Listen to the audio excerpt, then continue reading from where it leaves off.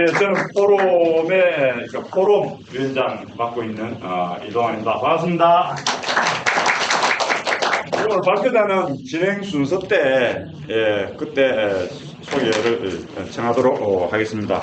그러면 우리가 오늘 우리 부산 사회적 경제 포럼하고 부산 한살림을 공동 주최를 하니까 우리 공동 주최하는 대표자들 인사 있는 말씀을 잠시 듣도록. 먼저 우리 정윤식 대표님. 저희는 정윤식이고요.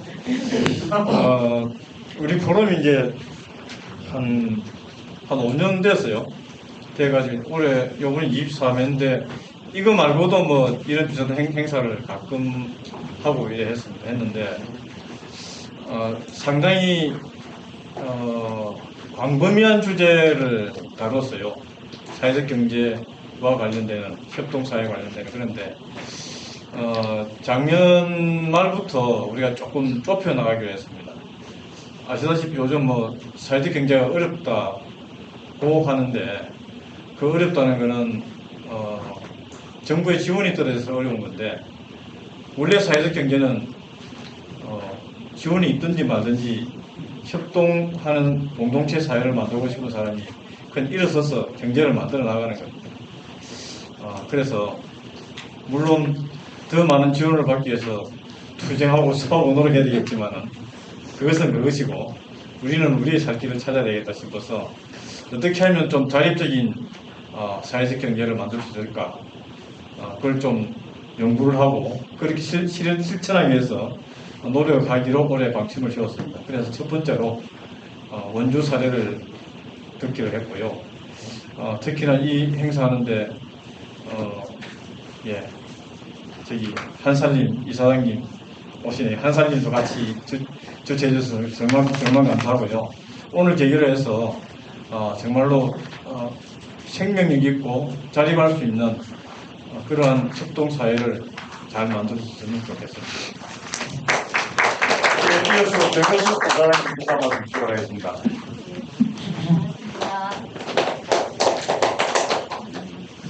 네, 저희는 사실 부끄럽게도 부산 지역에서 이렇게 사회적 경제 포럼을 하고 있는 것을 인지하지 못한 채로 저희 나름대로 활동을 하고 있었습니다.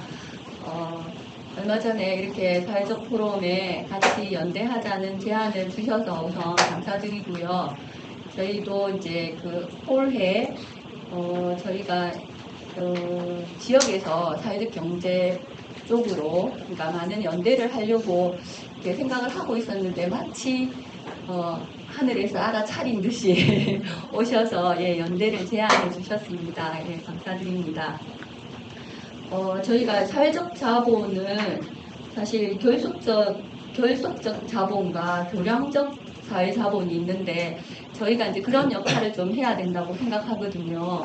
그래서 이제 저희도 이제 여기서 지난번에 이제 연대 제안하셨을 때 이렇게 각각이 뭐 이렇게 사회적 경제 분야에서 일을 하고 있는 개인이나 단체가 같이 협력하고 있는 얘기를 들으면서 제가 참 대단하다 이런 생각을 좀 했습니다. 그래서 저희 부산 한살림에서는 뭐 지금은 협동조합의 옷을 입고 있지만 본디 이제 생명 문화 운동을 하고 있는 단체인데 저희가 기본적으로 자립, 자치, 자족을 중요하게 생각하고 저희가 이렇게 실천하고 있습니다. 함께 벽을 밀면 문이 되고 잡아뜨리면 다리가 된다고 하지요. 그래서 함께 교량적 역할을 같이 문을 열면서 함께 했으면 좋겠습니다. 고맙습니다. 말까지 감사합니다. 이렇게 늦은 시간에 김밥 드시면서 부족한 또 원대 얘기를 이렇게 들으시기 위해서 와주셔서 너무 감사드립니다. 작년에 간만에 부산에 왔었습니다.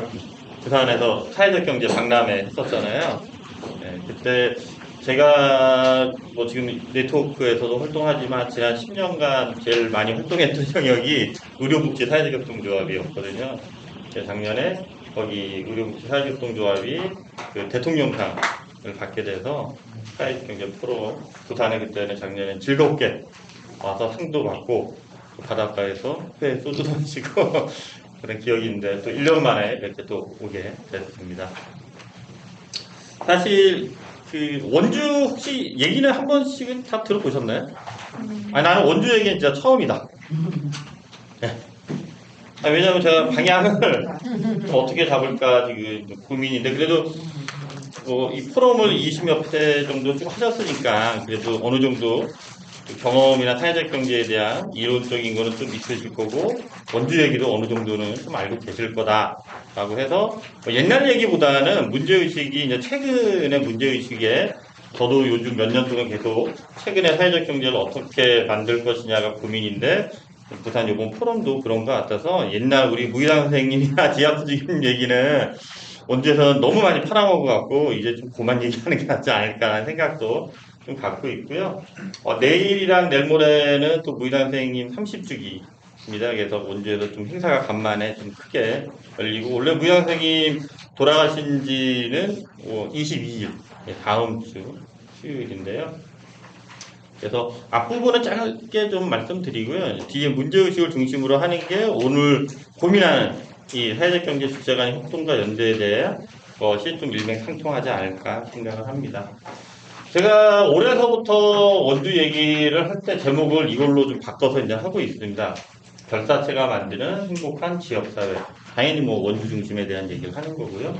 근데 그럼 왜 이렇게 제목을 바꿨냐 했을 때 그러니까 작년까지 거의 한 10년 정도는 제목을 이걸로 했었어요. 사회적 경제, 이제는 지역에서 실물 경제를 만들어라.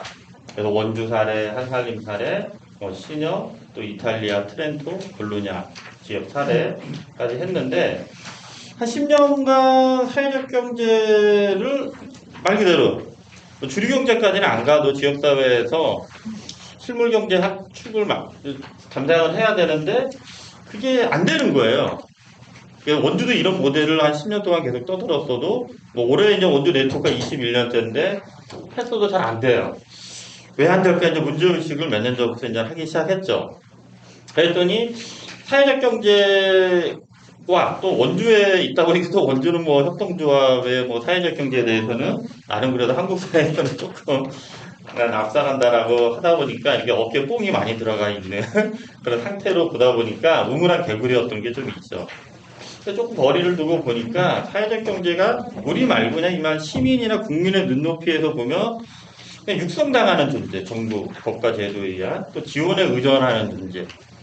그리고 꼭 들어오는 게 취약계층에 대한 일자리 창출이나 취약계층에 대한 사회 서비스. 이게 뭐 틀린 말은 아닌데 이게 사회적 경제를 규정하는 전부는 아니라는 거예요. 근데 많은 사람들이 사회적 경제를 그렇게 이제 오해하고 있죠. 특히 뭐 국정감사 시기가 되면 특히 모든 보고서나 자료에 이 지표가 얼마만큼 있느냐, 뭐 이게 돈이 투입된 만큼 있느냐, 그런 게 이제 많이 얘기되는 거죠. 진짜 근데 우리 사회적 경제나 협동조합이 결사체 조직이 이렇게 취급받는 게 맞는 것이고 우리는 꼭 취약계층 중심으로만 모든 걸 사고하는 게 맞는 것인가? 좀 그러지 않다라는 이제 생각이 들기 시작한 거죠. 그래서 실물 경제의 한 축, 그러니까 뭐 유통, 가공, 생산, 폐기 어떤 선순환적인 거, 그다음에 돌봄 서비스에 대한 거, 뭐 사업자 당사자들의 협동조합을 만드는 거 여러 가지 영역에서의 실물 경제를 해야 되는데 이게 안 돼요. 그래서 안 되는 이유가 뭘까? 왜 그리고 판로 개척에 대한 협업도 잘 안 되고 그걸 활성화시킬 수 있는 뭐 협동과 연대도 잘 안 될까? 이런 이 고민을 쭉 하다 보니까 조금 이제 근본적인 얘기로 가면 결사 자체가 너무 부족하다. 우리 한국의 사회적 경제 원주도 그렇지만 그러니까 결사가 부족하니까 그 결사체들이 모여서 사업으로 우리의 결사를 증명을 해내야 되는데 사업 자체가 잘 안 굴러가는 거죠. 결사 자체가 약하기 때문에. 그러니까 행복한 지역사회가 만들어지지 못하고 이 사회적 경제 영역에 있는 사람들이 행복한 표정과 언행과 말투와 미래 비전이 안 보여요.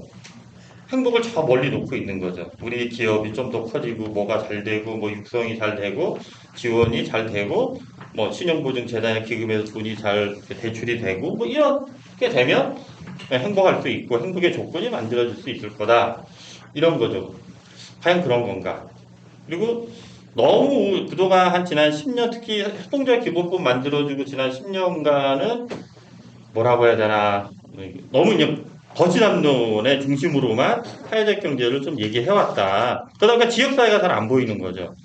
우리 돌아가신 장원봉 선배 이 사회적 경제로는 되게 뛰어난 선구자셨는데 이 선배가 좀 안타깝게 일찍 돌아가셔서 안타까운데 이분이 지역사회에 대한 사회적 경제 얘기할 때 지역사회에 대한 개입 전략이 분명하게 있어야 된다라는 얘기가 엄청 많이 강조를 했어요. 근데 원주도 그렇고 부산은 어떤지 모르지만 그 지역사회에 대한 개입 전략 자체가 별로 이렇게 안 보여요. 원주도 그랬고. 그리고는 그냥 좀 그 나라 전체적인 아니면 좀 거시적인 강의적인 사회적 경제 역할은 제가 볼 때는 잘 안 맞아요. 어차피 사회적 경제가 뭐 몬드라군, 스페인 몬드라군이나 뭐 캐나다 퀘벡주처럼 이렇게 큰 범위 내에서 하는 데들은 나름의 역사와 그 문화적 배경이 달라요, 우리랑은. 근데 제가 볼 때 한국 사회에서 지역 사회는 철저하게 지자체 중에서 더 쪼개진 생활단위 중심의 협동과 연대 체계가 만들어져야 되는데 좀 그러지 못하다는 거죠. 뭐 워낙 또 이제 부산은 광역시고 크니까 그걸 이제 군마다 좀 자치구마다 좀 고민을 하셔야 될 텐데 지역사회에 대한 개념을 다시금 좀 생각을 해야 된다라는 걸로 올해서부터. 그래서 제가 우리 이제 이따 후반부에도 말씀드리겠지만 저희 원주시 사회적경제지원센터를 위탁받아서 지금 몇 년째 운영을 하고 있어요. 센터 직원이 4명이 있고 3억을 1년에 지원받는데 그 직원들한테도 얘기하는 게 그 협동조합이나 사회적 기업이나 사회적 경제 조직으로 법인 형태를 만들어서 뭔가 사업을 하려고 한다. 그러면 제일 먼저 결사가 있는지 꼭 확인해라. 결사 없으면 이제 받지 말아라. 가능하면 왜 굳이 사회적 기업 협동조합 어려운 거 하려고 하냐. 그냥 개인 기업 하시거나 주식회사 하시라고. 예. 그러면 이게 양적 지표로는 시 공무원분들 입장에서는 좀 안 좋잖아요. 많이 상담하고 건수가 많아야 우리를 지원해주는 의미가 있는데 그거는 내가 감당하겠다. 결사가 있는 걸로 무조건 확인하고 그 결사에 따른 비즈니스 모델이 있는지. 근데 비즈니스 모델을 잘 못 잡고 있으면 그건 우리가 좀 도와줄 수 있다. 근데 결사는 우리가 도와줄 수 없다라는 거예요. 그래서 그런 부분들을 강조를 하기 시작을 한 거죠. 그래야 진정한 이제 사회적 경제로서의 새로운 이제 출발이 되지 않을까. 그래서 저는 나름 이쪽 계통에서 지금 원주에서 22년째 쭉 이제 활동을 하고 있습니다. 그래서 저희 네트워크 이사장은 지금 3년째 맡고 있고요. 그 외에도 전에 우리 한살림에서도 활동할 때 우리 정혜수 선생님 이사장님도 그때 뵀었고 지금 이제 밝음 신협 또 우리 의료 사역 갈거리 사역은 마이크로 크레딧 소액대 무담보 소액 대출에 좀 생소한 개념인 금융복지 하는 곳입니다. 여기서 이제 두루 부이사장 맡으면서 활동을 쭉 해오고 있습니다. 그래서 개인적으로는 저희 딸들이 아직 어린데요. 딸들이 뭐 이제 아빠로서 이제 이런 협동조합 활동가로서 뭐 좀 대안적인 이런 기업에서 자기의 행복을 좀 찾으면서 살아갈 수 있는 그냥 선택지가 좀 많아야 되는데 사실 아직까지 그렇게 많지는 않아요. 그러니까 이건 뭐 제가 강제할 수는 없죠. 본인들이 앞으로 어떤 생각을 할지 모르지만 선택지라도 많이 만들어 놓고 그냥 주류 경제 이윤 중심에 이렇게 찌들어서 살아가지 않았으면 좋겠다. 그런 거죠. 근데 사실 뭐 사회적 경제를 말할 때 2마리 토끼를 쫓는다고 하잖아요. 근데 사실 1마리 토끼도 쫓기 힘들잖아요. 예, 얼마나 힘든 일이겠어요. 그래서 저희 원주 와보신 분들은 알겠지만 이제 밝음신협이 새로 최근에 건물 졌는데 바로 옆에다가 그 옛날 건물 한 6층 옥상 올라가면 치악산이 지금 이 정도 높이 정도 되면 치악산이 이렇게 병풍처럼 딱 보여요. 되게 그런 거 이제 올라가서 쳐다보면서 위로 받으면서 이런 협동조합 활동을 쭉 하고 있습니다.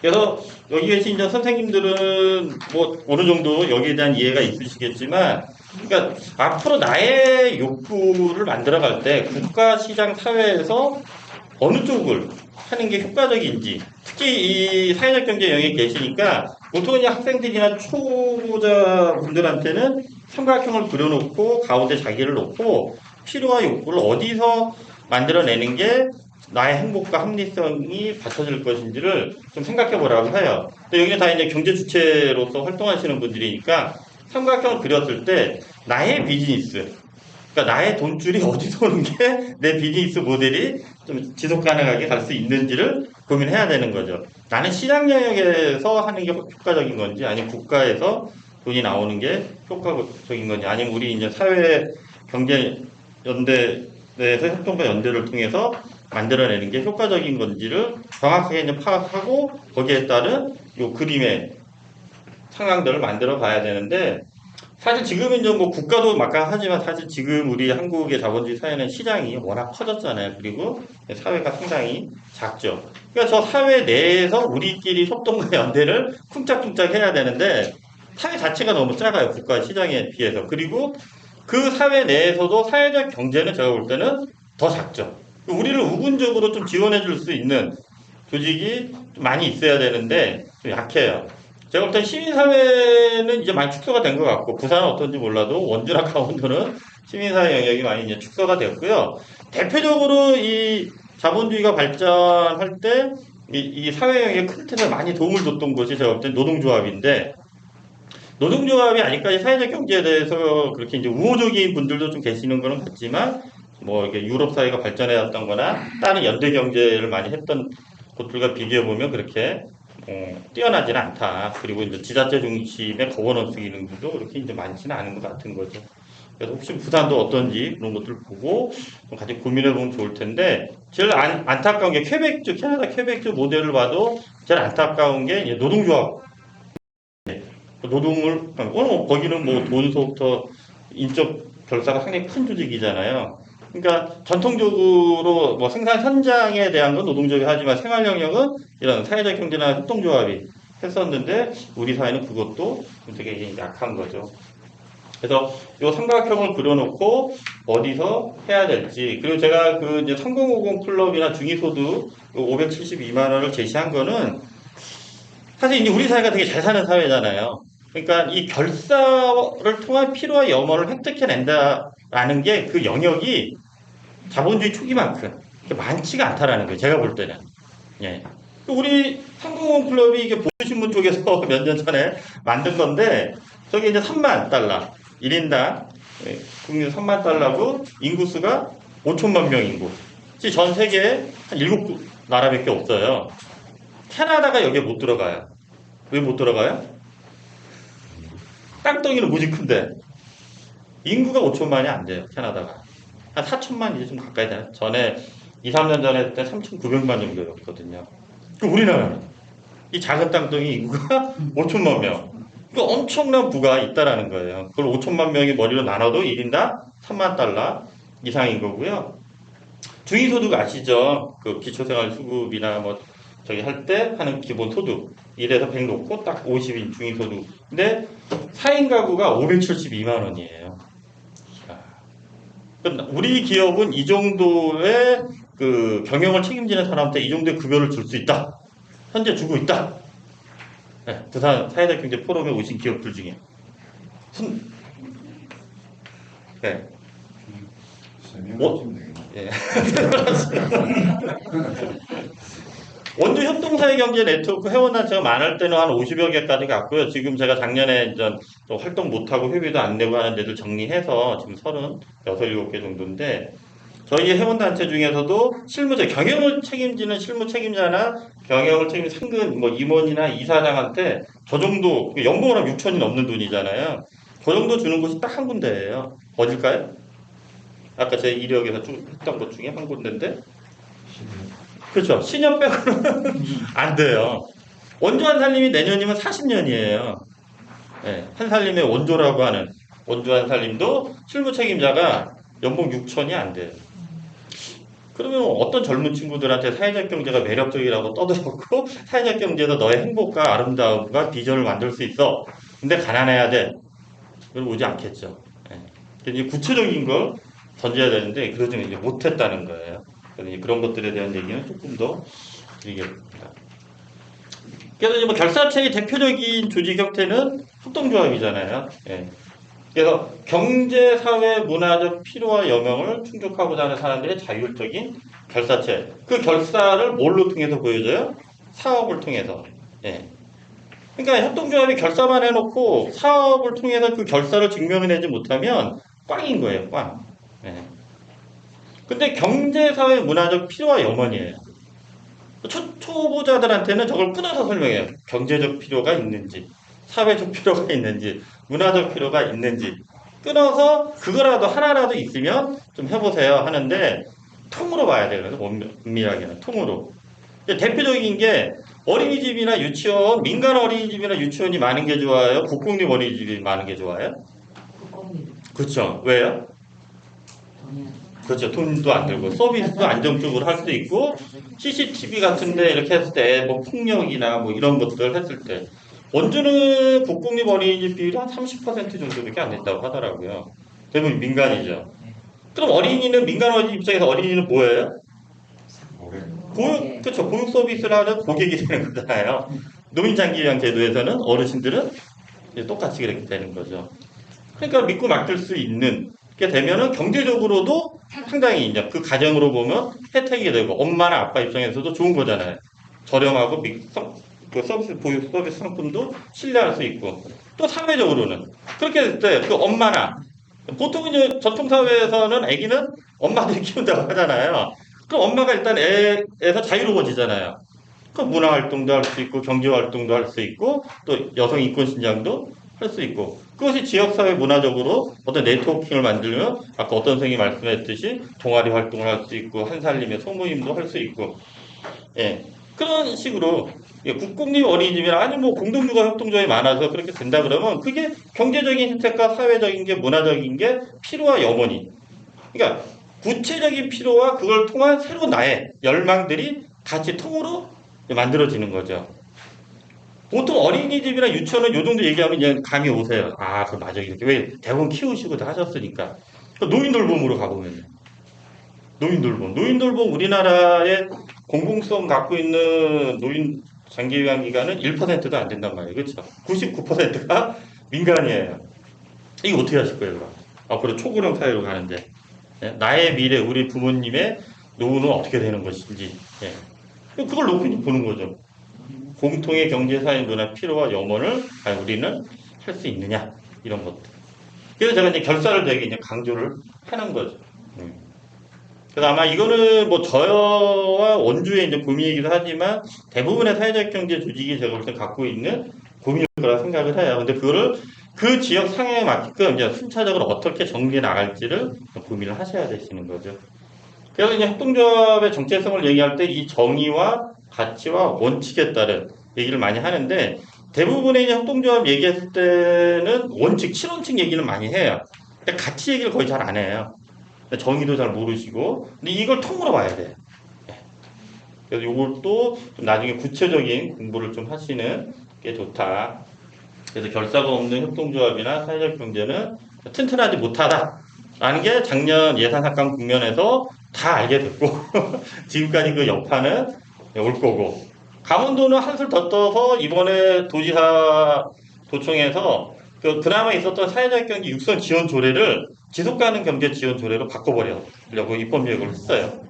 예. 그래서 그냥 사회적 경제를 다 지속 가능 경제로 바꾸고 사회적 경제 위원회를 없애버리고 그리고 저희가 공제보급 형태로 강원 사회적경제연대에서 1년에 한 1억 이상씩 모았어요. 그러면 도에서 매칭 1억을 줬는데 그것도 작년까지 한 2억 정도 지원했는데 올해 안 주겠다고. 그럼 행정 개편도 하고 해서 축소가 돼요. 그럼 당연히 18개 강원도에 있는 지자체한테도 영향이 갈 거고 축소가 당연히 축소와 지우기가 이제 본격적으로 되면 그 여파는 한 2, 3년 이상 더 길게 갈 수 있죠. 그래서 저희 예상 뭐 어떻게 될지 모르지만 지금 한국사회적경제연대 회의에서도 올해 22대 이제 국회가 개원해서 하반기에 사회적인 기본법이 통과되지 않거나 예산이 일정 정도 회복이 되지 않으면 이거는 한 몇 년 되게 오래 갈 수 있다. 그럼 이참에 이제 판단을 하셔야 되는 거죠. 진짜 아까 초기화 그 결사를 이제 우리는 지역에서 어떻게 만들지를 고민을 하는 거죠. 그래서 보통 이제 협동조합 기본법이 협동조합은 영리, 사회적 협동조합은 비영리 이렇게 구분해 놨잖아요. 이것도 지금 구분을 없애버려야 된다라고 제도 개선에서는 얘기를 많이 하는데 제가 볼 때는 엄밀하게 사회적 경제는 협동조합은 비영리 개념이에요. 비영리. 그러니까 경제 얘기를 했어요. 우리가 재화나 서비스를 팔아서 수입이 들어왔어요. 그렇죠? 수입이 들어오면 좋잖아요. 그리고 비용으로 인건비부터 판관비로 쭉 나가요. 그럼 영업이익이 있고 영업의 수익과 비용을 쓰고 그 해 당기순이익이 하잖아요. 많은 분들이 수익이 많이 나는 걸 좋아하시는데 사실 수익이 많이 남으려면 우리의 재화나 상품과 서비스가 잘 팔리고 팔로게이션 할 수 있도록 고민을 해야 되는데 그 고민을 잘 안 하세요. 그리고 수입 자체를 비영리적으로 생각하시는 분들이 되게 많아요. 나누는 게 비영리적으로 생각을 하셔야 되시는데. 그러니까 벌지를 많이 못하는데 사회적 가치를 중심에 세우면서 나누고 지역사회 뭐 하려고 하는 생각이 더 많아. 예, 그러니까 가난해질 수밖에 없는 거죠. 일단 돈을 많이 벌 생각을 해야 되는데 그러죠. 그러니까 이런 얘기하는 저도 이런 얘기를 예전서부터 쭉 했냐? 그건 아닙니다. 저도 원래 가치적인 얘기 이거만 쭉 그냥 떠들다가 아까 너무 가난하고 힘들어. 큰일이다. 그럼 어떻게 바꿔야 되지? 이렇게 하다 보니까 이제 개념 정리들을 다시 시작하기 시작한 거죠. 그래서 이 비영리 개념, 돈을 그렇게 많이 벌어서 나누는 행위는 왜 하지? 일반 주식회사의 기업들은 그러지 않잖아요. 어떻게든 더 가지려고 하잖아요. 뭐 환경이 파괴되든 비정규직을 써서 뭐 기계에 깔려 죽든 돈만 많이 버는 게 자본주의에서는 아름다운 행위라고 떠들고 있는데 우리는 그렇게 잘 벌어서 왜 비영리적으로 나누려고 하는 거지? 그런 이제 고민들을 본격적으로 해야 되는 거죠. 그래서 이제 무희장 장애 선생님이 거기에서 이런 얘기를 했는데 좀 어려운 얘기니까 넘어갔고요. 그래서 이제 원주 얘기, 옛날 얘기를 보면 이 지하철 주교님과 무희장 장애 선생님이 65년에 원주에서 만납니다. 두 분이 이때 만나면서부터 역사가 시작되는 거죠. 그래서 이제 60년 신영협동조합 운동을 하고 남한강 대흥도 극복을 위해서 협동의 방법을 하고 그래서 요 신영협동조합을 만든 거는 뭐예요? 그래요? 그 당시 구리 사체가 너무 심하니까 지금은 우리 사회가 돈이 넘쳐나서 서로 돈 빌려주겠다고 하지만 이때는 돈이 없으니까 개인한테 나라도 돈이 없으니까 개인한테 빌린데 이자가 너무 비싼 거죠. 그래서 신영협동조합을 만들었죠. 이따 조금 더 말씀드리겠지만 이 신영협동조합의 비즈니스 모델은 뭐예요? 믿음입니다. 믿음, 신뢰. 내 주머니에서 돈을 그냥 막 나와. 많은 돈은 아니지만 이게 되게 어려운 거잖아요. 네. 그걸 통해서 목돈을 만들어서 먼저 필요한 사람한테 대출을 해주기 시작하고 그 대출 상환과 이자를 이사회에서 결정을 하기 시작한 거죠. 그리고 72년 남한강 대흥도 극복하는데 이 돈 어디서 갖고 와요? 지하철 주교님이 독일과 네덜란드 해외에서 엄청난 돈을 갖고 옵니다. 그러니까 원주 운동을 얘기할 때 이 돈 얘기를 거의 안 해요, 사람들이. 이분들은 어떻게 먹고 살았어요? 네. 이 돈이 그 유럽에서 들어와서 쭉 이게 80년 지나서 90년 초반까지 액수는 줄어드는데 들어와요. 그래서 여기 보시면 이분 누군지 혹시 보이시나요? 김지아 시인. 네. 저분이 그 70년 후반에 감옥에 있다가 80년 초반에 나왔을 때 천주교 원주교구의 뭐 기획위원인가를 활동하면서 거기서 급여를 받아요. 예. 그런 돈이 그렇게 있었다는 거죠.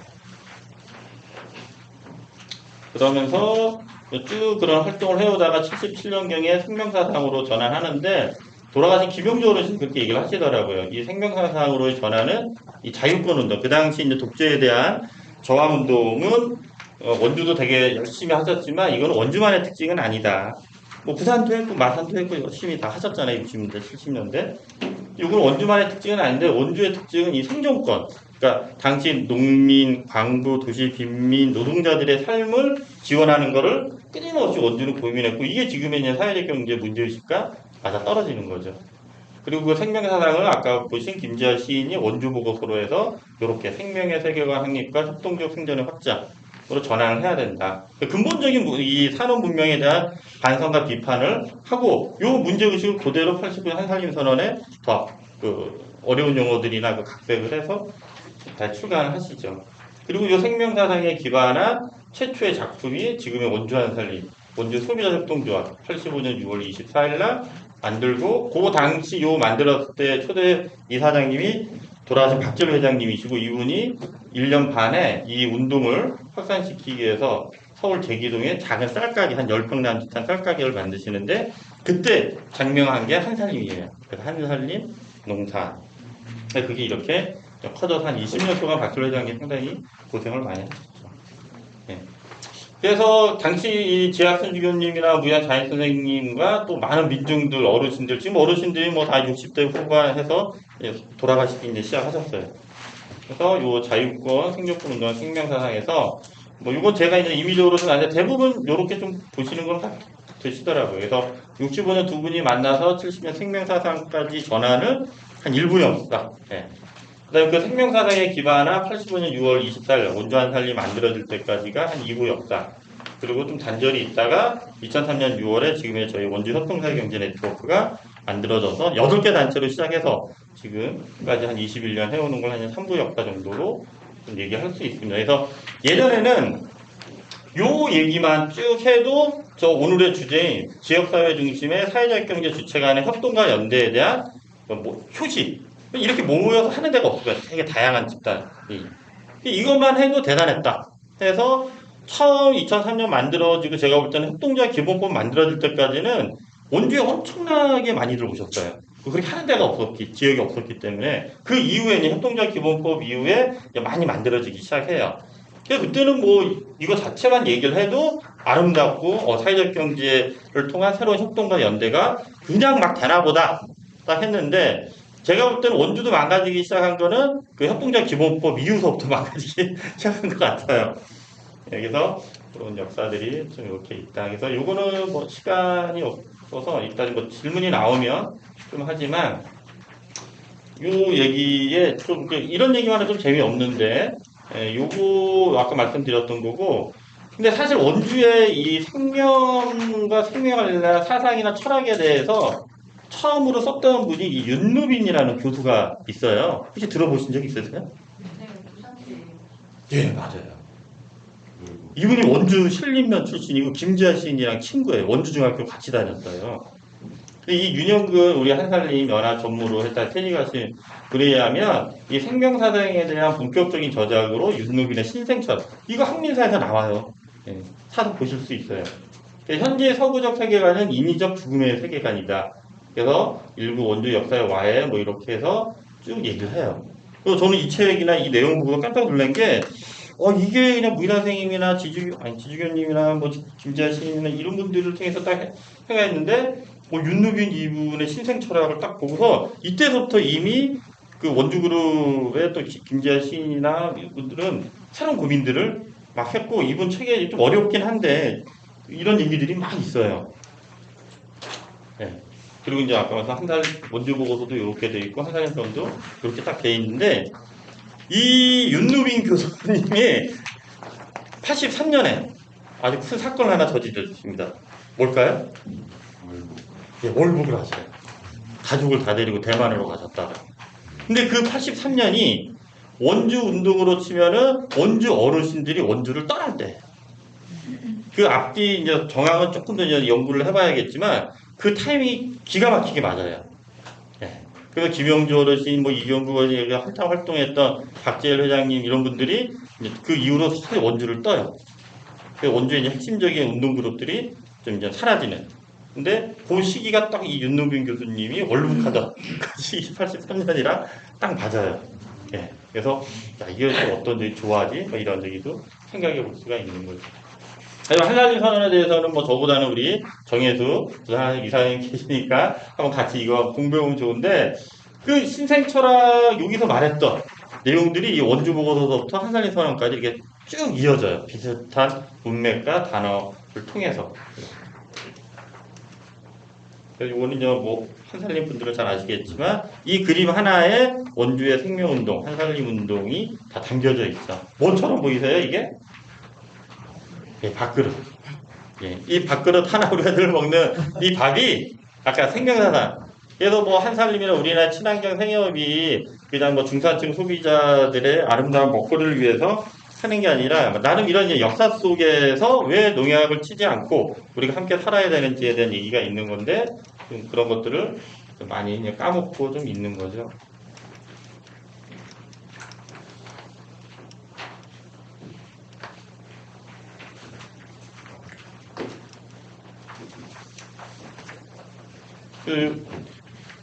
그런 흐름 속에서 아까 그 원주그룹의 이 김선환 박사님이 엄청 두꺼운 그 박사 논문을 쓰시면서 쭉 얘기를 했는데 그래서 원주그룹이 갖고 있는 이 지향에 대해서 다 쓰지 못하고 제가 핵심적인 단어만 추렸는데요.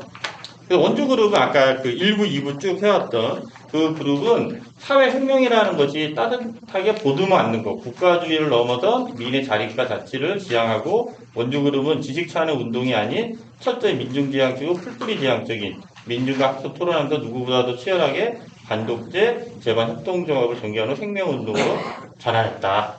이렇게 이제 결론을 맺고 계세요.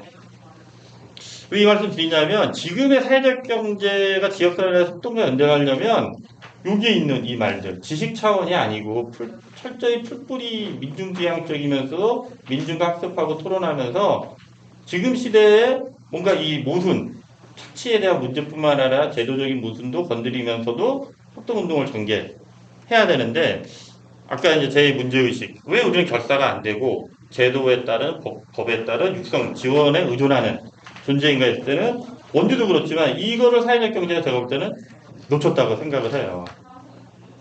그래서 이 생활에 기반한 협동체들을 기본으로 협동관계가 상당히 변화하지 않으면 사회가 바뀌지 않는다는 긴 안목을 통찰하신 거죠. 한살림에 있는 분들은 이런 얘기 많이 들으셨겠지만 그래서 이제 생명의 세계가 입각한 새로운 생활 양식의 창조를 던진 거죠. 그 원주 보고도 제목이 딱 그래요. 생명의 세계가 지금의 이 문명사회 자체는 서로 죽이는 세계니까 이걸 넘어선 협동의 방법으로 우리의 생존의 문제를 하나둘씩 해결해 나가자 라고 이제 던진 거죠. 네.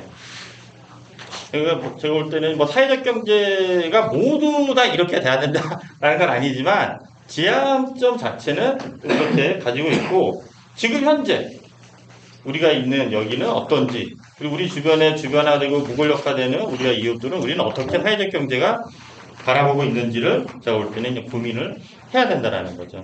근데 이제 그러지 못하는 게 지금 우리 사회적 경제의 모습이 아닌가. 그래서 좀 시간이 없어서 이거는 뭐 전통적으로 협동조합을 얘기할 때 나온 옛날 신협운동 할 때부터 그림인데요.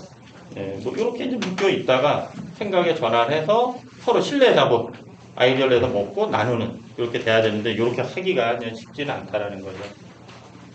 그래서 저는 뭐 이 사회적 경제가 만능은 아니지만 이 국가가 점점 무능해지고 시장은 파렴치하잖아요. 그럼 우리 목마른 사람들이 우물을 파야 되는데 이제 그럴 때 새로운 이 평등적 가치에 기반한 기업 자체적인 분배 정의와 지역사회의 재분배 구조를 어떻게 만들어 갈 건지를 좀 고민을 해야 된다. 그래서 저는 대표적인 한살림의 비즈니스 모델인 이 직거래사 원주 역사, 이탈리아 트렌토 지역이 협동조합이 한 540여 개가 다양한 네트워크를 만들어서 재정 자립도 100을 만들고 있죠. 뭐 한살림의 이 비즈니스 모델, 그러니까 지금 사회적 경제 기업들 중에 제가 볼 때는 신협은 아까 신뢰에 기반한 비즈니스 모델이고 한살림은 직거래에 기반한 비즈니스 모델을 갖고 있어요. 뭐 아이쿱이나 두레도 다 이 직거래 모델인 거죠. 근데 최근에 사회적 경제 중에 이 자기네들만의 고유한 비즈니스 모델을 갖고 있는 곳이 어디가 있나? 한번 생각을 해보시면 제가 볼 때는 잘 못 봤어요. 굳이 부산 사회적 경제 포럼이나 부산 사회적 경제 조직 중에서도 야 우리만의 비즈니스 모델이 있다. 있으면 과감하게 얘기를 해주시고 좀 자랑 좀 해주세요. 그래서 그걸 좀 많이 퍼뜨려야 되니까 네, 그런 게 있으면 근데 제가 아직까지 못 봤어요. 그래서 이제 한살림은 딱 요거예요. 제가 한살림 있을 때만 해도 75대 25였는데 지금 70대 30으로 많이 더 늘었다고 하더라고요. 요 비즈니스 모델이 아주 상당히 중요한 그래서 이제 성장할 수도 있었던 거죠. 요 단어는 일반 주류 경제에서는 먹히지 않는 거죠. 생산자는 어떻게든 자기가 출하한 물품을 비싸게 받으려고 하고 소비자는 최대한 싸게 받으려고 하는 거잖아요. 근데 한살림은 그러지 않다라는 이런 비즈니스 모델을 계속 고민을 해야 되는 거죠. 그래서 또 한살림도 이런 예전 저 있을 때 이제 세무조사를 하는데 너무 깨끗하게 투명하게 나온 거죠. 저희보다 국세청 직원이 더 놀랐어요. 이런 기업은 처음 봤다. 예. 그래서 어떻게 우리가 생각을 갖고 비전을 갖고 하느냐에 따라서 새로운 상황들이 만들어지고 우리 이제 미래 세대한테 어떤 걸 물려줄지를 해야 되는데 이거에 대한 철저한 비즈니스 모델을 앞으로 사회적 경제가 고민을 해야 된다. 이탈리아 트렌토도 원주 친구와 비슷해요. 제가 2010년에 다녀왔거든요. 원주 젊은 친구 그 당시. 근데 가서 제일 놀란 거는 그 당시 120년 역사라는 지 130년이 지났겠죠. 재정 자립도가 100% 된다는 거예요. 보통 협동조합 도시하면 이탈리아에서는 볼로냐인데 그 위쪽에 있어요. 예, 근데 상당히 저희가 직접 가서 이때 이제 총회 540여 개 협동조합이 총회 한 4-5시간 동안 진짜 이렇게 진지하게 토론을 해요. 그러니까 여기는 소위 말해서 뭐 이마트가 들어와서 협동조합 매장들과 경쟁해 갖고 지고 나가는 거죠. 보통 이제 신용협동조합이 전체 금융의 36% 뭐 이렇게 잡고 하니까. 예. 그게 이제 오늘 주제인 협동과 연대 어떤 체계를 어떻게 만들 것이냐가 거기에 다 연관이 되는 거죠. 그래서 이제 삼부 역사를 제가 이제 한 사람이 있을 때 좀 조사했어요. 진짜 원주의 사회적 경제 조직들도 협동과 연대가 잘 되나? 문제의식을 갖고 당시 이제 사회적 기업이나 사회적 일자리에 참여하는 조직 한 10군데나 큰 조직 3-4군데를 조사를 했어요. 그랬더니 어느 지역에나 있는 혈연, 지연, 학연, 원주도 있고 부산도 다 있잖아요. 근데 쭉 조사해보니까 원주는 하나 더 있는 거예요. 아까 그 129 역사 속에서 보니까. 협동조합적 인연이 있는 거예요. 협동조합적 인연이. 그래서 이제 무의당을 좀 알고 지주교님을 알고 이 네트워크에 들어오시면 그나마 생존율이 좀 길고 협업의 사업으로 나가고 있더라고요. 그래서 제가 이제 그 한살림 모신가 살림 보고서의 결론을 이렇게 한 겁니다. 협연을 더 키우고 그 협연을 통한 구체적인 협업 모델을 만들어가는 게 앞으로 원주의 전략이 되겠다. 근데 이렇게 이제 많이 만들지는 못한 거죠. 그래서 이제 그런 역사들이 2003년서부터 이렇게 쭉 처음에 이제 8개 단체로 시작을 했습니다. 그러니까 다양한 조직들, 그러니까 자활센터도 참여하고 성공의 원주 나눔의 집도 참여하고 그 당시 막 만들어지는 생산자 소비자가 함께하는 삼도생활 협동조합도 참여하고 뭐 신협, 원주한살림, 원주생협, 의료생협 다 참여했죠. 그래서 공동 표식지도 만들고 상지대학교랑 협동사회 연구원도 만들고 해서 쭉 이렇게 해왔죠. 그 조례운동 2005년에 이렇게 해서 원주 이제 로컬푸드 운동도 전개하고 뭐 경마장 반대 운동에서 이렇게 쭉 다 해온 거죠.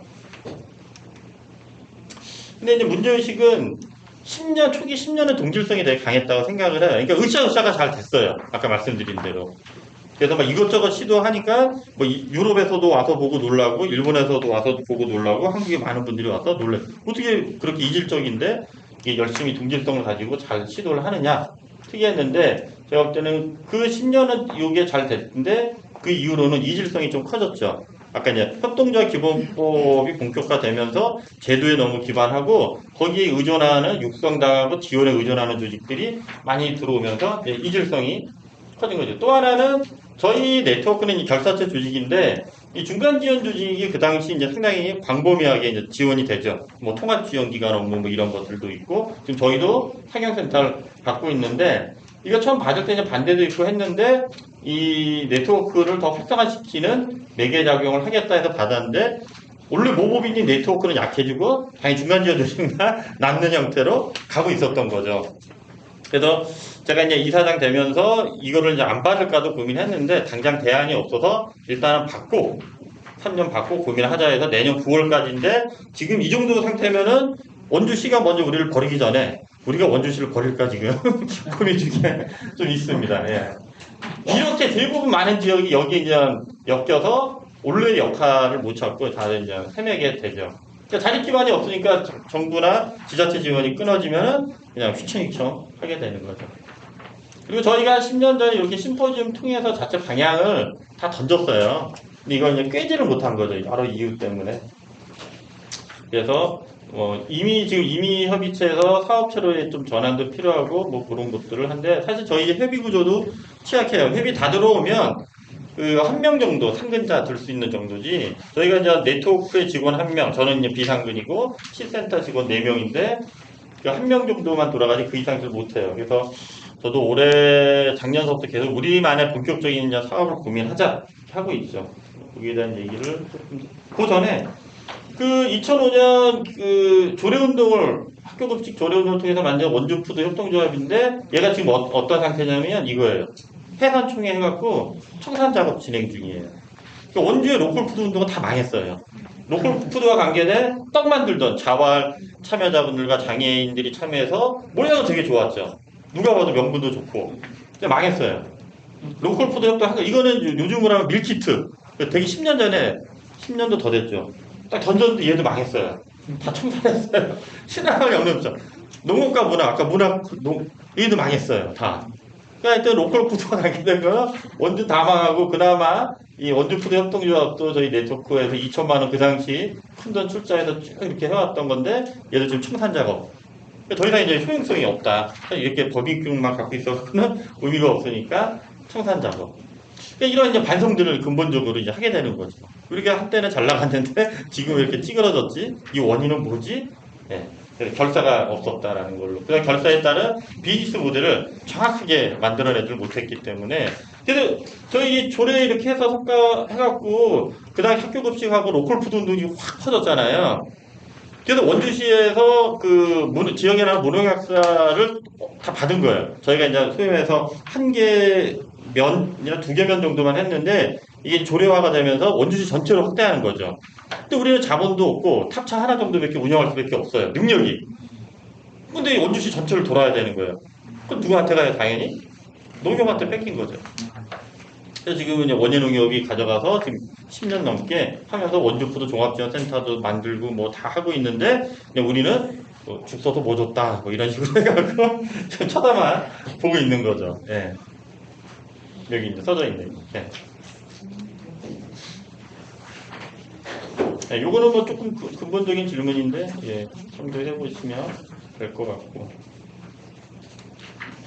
아까 이거는 이제 말씀드렸고요.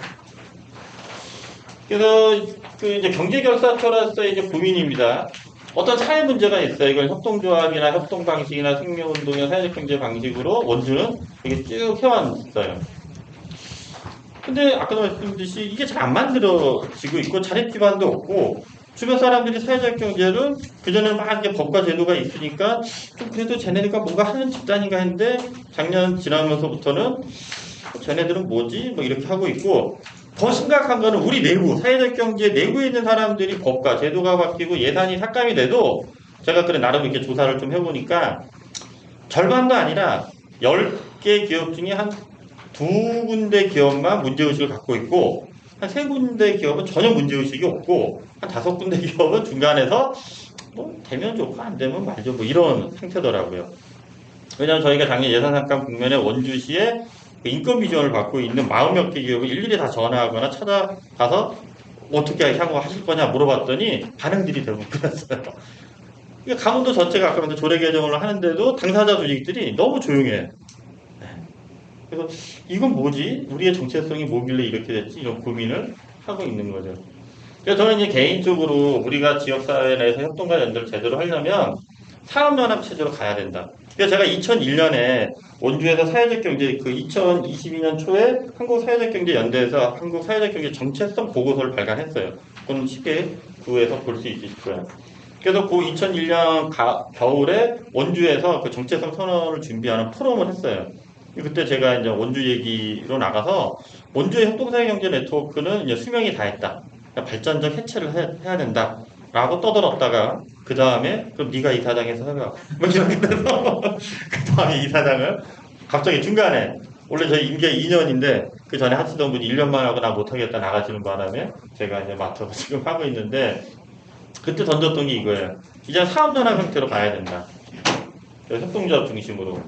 협동조합 아닌 데들은 천안하거나 다른 형태로 고민하는 것들은 내부에서 논의를 하면 되는 거죠. 그래서 철저하게 이제 이 결사를 중심으로 한 비즈니스 모델을 살리는 걸로 고민하지 않으면 지금 말만 하는 네트워크 조직은 제가 볼 때 이제 오래가지 못한다. 그래서 사업연합체를 고민하고 이 제도적 틀에서 벗어나는 것. 제도와의 협력적인 관계가 필요하나 거기에 일방적으로 의지해서 거기에 끌려가는 거는 이제 아니다. 우리만의 비전을 만들어야 된다. 그 다음으로 이제 사회적 자본 조성 운동을 구체적으로 하자. 돈이 있어야 돼. 그러니까 원주도 아까 그 1부, 2부 역사를 쭉 보면 이거 뒤에 조금 더 하겠지만 공유지나 공유 건물 자체가 하나도 없어요. 저희가 갖고 있는 게. 예. 거기에는 뭐 또 역사도 있긴 하지만. 그래서 제가 최근에 이제 신협과 함께하는 사회적 예탁금 운동을 작년 올해 해서 뭐 지금 뭐 한 2억 7천 정도 했지만 이게 사회적 예탁금 운동이 내가 1,000만 원 내면 내 이자가 4%다. 그럼 제가 0.5 기부하고 신협 중앙회가 0.5 해서 1% 기금 만드는 거예요. 그럼 1억 해봐야 얼마예요? 1%면 100만 원. 10억 하면 1,000만 원. 그래서 제가 작년에 10억을 던졌는데 한 2억 7천 정도밖에 못 모았어요. 그래서 한번 생각해 왜 이 운동을 하냐면 여러분들의 주머니에 못해도 1년 동안 묶여있는 돈이 10만 원에서 100만 원에서 1000만 원 사이는 있을 수 있어요. 예. 어차피 국민은행에 있거나 우리은행에 있는 그 돈 신용협동조합으로 돌려놓고 가만히 1년만 묶어놓으면 0.5만 내가 기부하면 1000만 원에 0.5 정도 뭐 4%가 작년에 4.5 정도 하면은 1년에 한 6만 원, 7만 원 기부하는 거예요. 한 달에 10,000원도 안 되는 거예요. 예. 그런 식으로 돈을 어떻게든 만드는 고민을 좀 하자. 그래서 그 운동을 작년, 재작년 저희 원주에 던졌을 때도 주로 법인 중심으로만 좀 고민했어요. 이게 근데 그걸 임직원, 조합원들까지도 이게 이제 운동이 되는 거죠. 그럼 내 주머니의 돈이 왜 신협으로 가야 돼? 그럼 그 돈으로 뭘 할 건데? 이런 비전을 떠들어야 되잖아요, 당연히. 예. 어떻게든 이제 돈을 만드는 고민을 해서 이 사회적 자본이나 공유지, 커먼즈를 만들어야 된다. 그러니까 구체적이고 실제적인 목표를 제시하자. 그래서 강원도 생활임금, 최저임금은 당연히 이상 줘야 되잖아요. 강원도 생활임금이 올해 239만 원이에요. 그래서 우리 네트워크 회원 조직들과 이걸 올해 안에 그 새로운 윤리협약이나 정책적 협약을 만들어서 공유를 하려고 해요. 그래서 우리 이제 사회적 경제 네트워크에 입사하는 직원은 최소 이거 이상은 이제 주자. 이게 최저임금보다 한 20만 원 더 줘야 되는 거예요. 이제 저희는 이제 작년부터 저희 네트워크 직원은 이렇게 이제 하고 있어요. 그리고 중위소득 아까 말했 실무 책임자는 단계적으로 4인 가구 중심에 이 정도는 주자. 아까 저희 네트워크 이제 하나밖에 없는데 저희 의료조합도 그동안 너무 어려웠었어요. 근데 저희가 이제 코로나 국면 지나면서 그다음에 저희가 이제 외래 중심이 아니라 찾아가는 의료수, 왕진이나 뭐 방문간호, 가정간호 이쪽으로 특화하면서 그게 터서 이제 비즈니스도 돼요.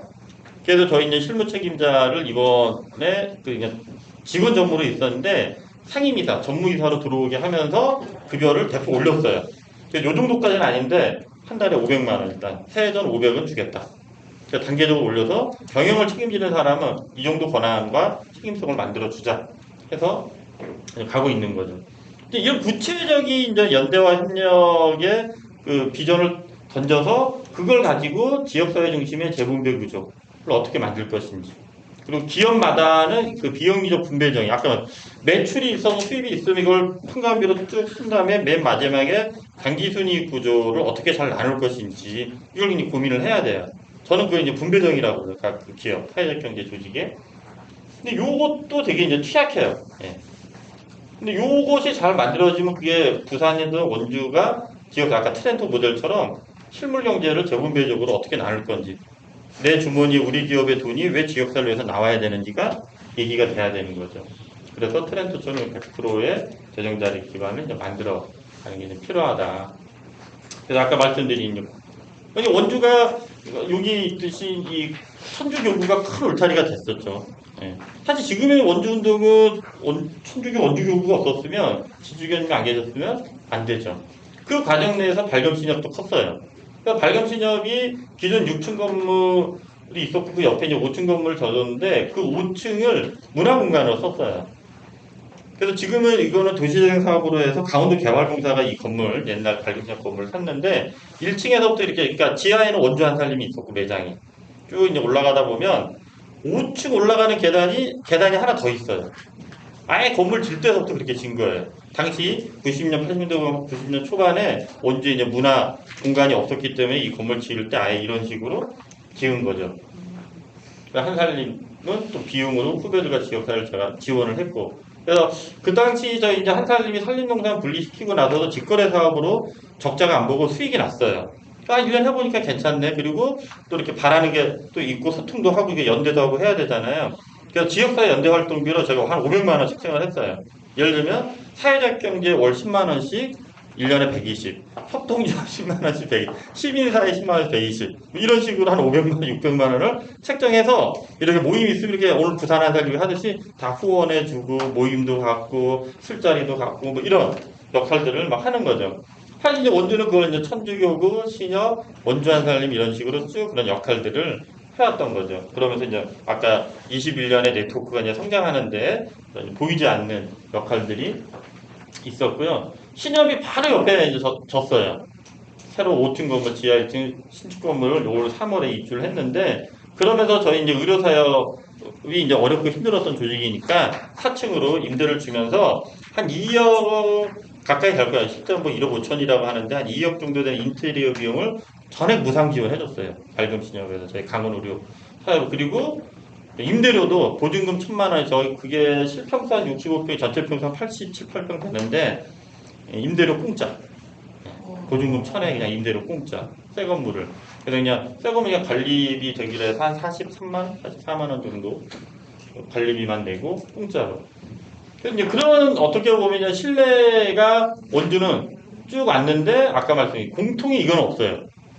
왜 이런 얘기 드리냐면 사회복지 법인들이 성장하는 과정을 보면 해방 이후 전쟁 터지고 전쟁구와 뭐 복구노인분들 장애인분들 많잖아요. 그러니까 그 선량한 분들이 이제 자기 땅이나 건물에서 이제 그 지원을 한 거죠. 근데 국가복지가 국가가 예산이 약하니까 그걸 못 해줘요. 그래서 간접적으로 거기에 건물 지어지고 쭉 했죠. 그래서 여기 우리 돌봄 하고 계시니까 노인복지관이나 그 노인장기요양 시작했을 때 민간은 대부분 3번 코드로 시작했잖아요. 노인복지는 2번 코드로 해서 노인요양시설 다 정부 지자체에서 많이 지원해줬죠. 건물 증축하고 하는데. 그렇죠. 민간인데. 예. 그 사회복지 보조금 받아서. 민간은 안 해. 3번 코드로 있는 데는 안 해줬단 말이에요. 지금은 좀 바뀌긴 했지만. 저는 나중에 이제 사회적 경제가 분명히 제가 볼 때는 지금의 사회구조에서 할 역할들이 많아져요. 그럼 우리만의 뭔가가 있어야 되는데 여기에 대한 전략이 되게 이제 취약하다는 거죠. 근데 원주는 그거를 이런 개념보다는 이런 역사적인 흐름 내에서 가져왔던 게 있는데 흔히 말해서 천주교구도 바뀌었고 주교님 바뀌고 신협도 이사장님 바뀌고 사람이 바뀌면 우리도 이제 어떻게 될지 몰라요. 차기 원주 발급신협 이사장님이 다른 걸로 바뀌는데 야 이렇게 줄이는 게 어디 있어 다시 임대료 내 할 수도 있는 거죠. 그러니까 시스템적으로 이제 접근을 해야 되는 거죠. 아까 말씀드린 비용과 지역사회 중심으로 이걸 어떻게 만들어 갈지를 고민을 해야 되는 거죠. 그 다음으로는 이제 돌봄 얘기는 우리가 집중할 수 있는 작업들이 좀 많지는 않은데 저출산 고령사회에서 이 돌봄은 비영리적 개념으로 어떻게 접근할 것인지가 근데 마침 부산 돌봄 사회협동조합이 사단을 전화를 했잖아요. 3번 빠꾸 맞으시면 3번째 말인가요?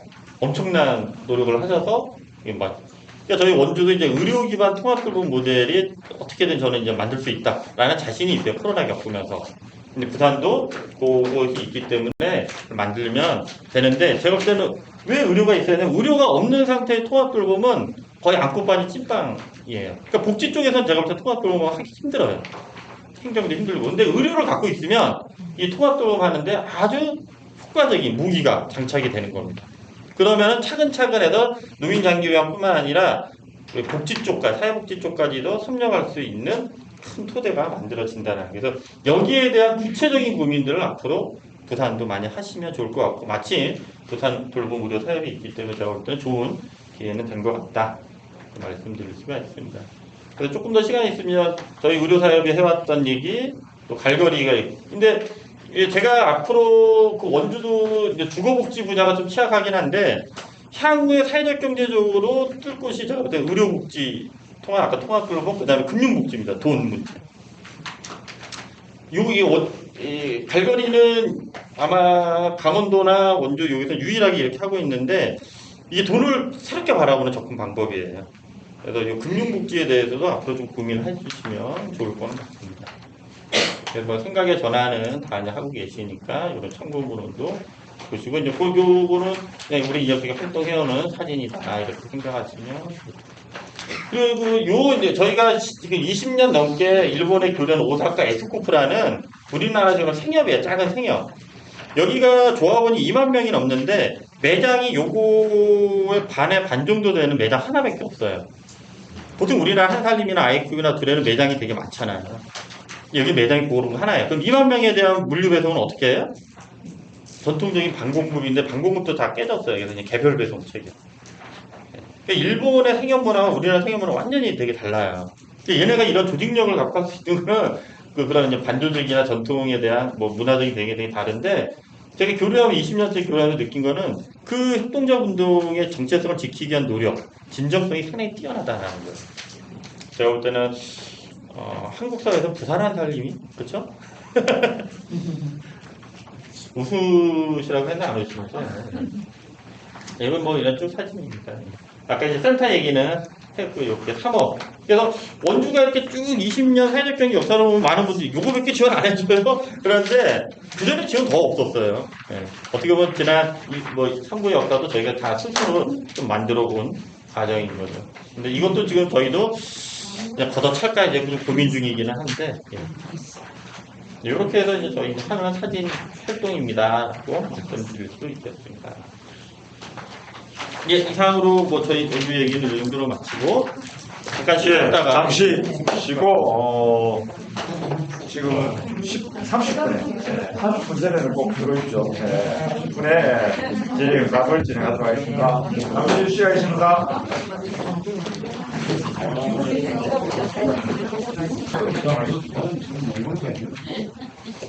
자, 제일 먼저 질문을 꺼내주실 분. 질문 안 하시네요. 예, 먼저. 예. 예. 제일 마지막에 보는 사람입니다. 아까 그 말씀하실 때, 우리나라 노동조합이 사회적 경제에 대해서 모호적이지 않다. 예를 들어서 뭐, 우리가 좀 잘은 모르지만은, 캐나다 퀘벡이라든지, 뭐, 이런 부분에 있어서는 상당히 노동조합의 역할이 그림이 나타나는데, 우리나라는 상당히 그런 사회 자체가 잘 없는지 아니면 저희들이 잘 못 봤는지 상당히 좀 모호적이지 않다는 게 무관심이라고는 상당히 좀 적대적인 발언을 하는 이 노동조합 쪽의 사람들도 좀 있는 것 같아요.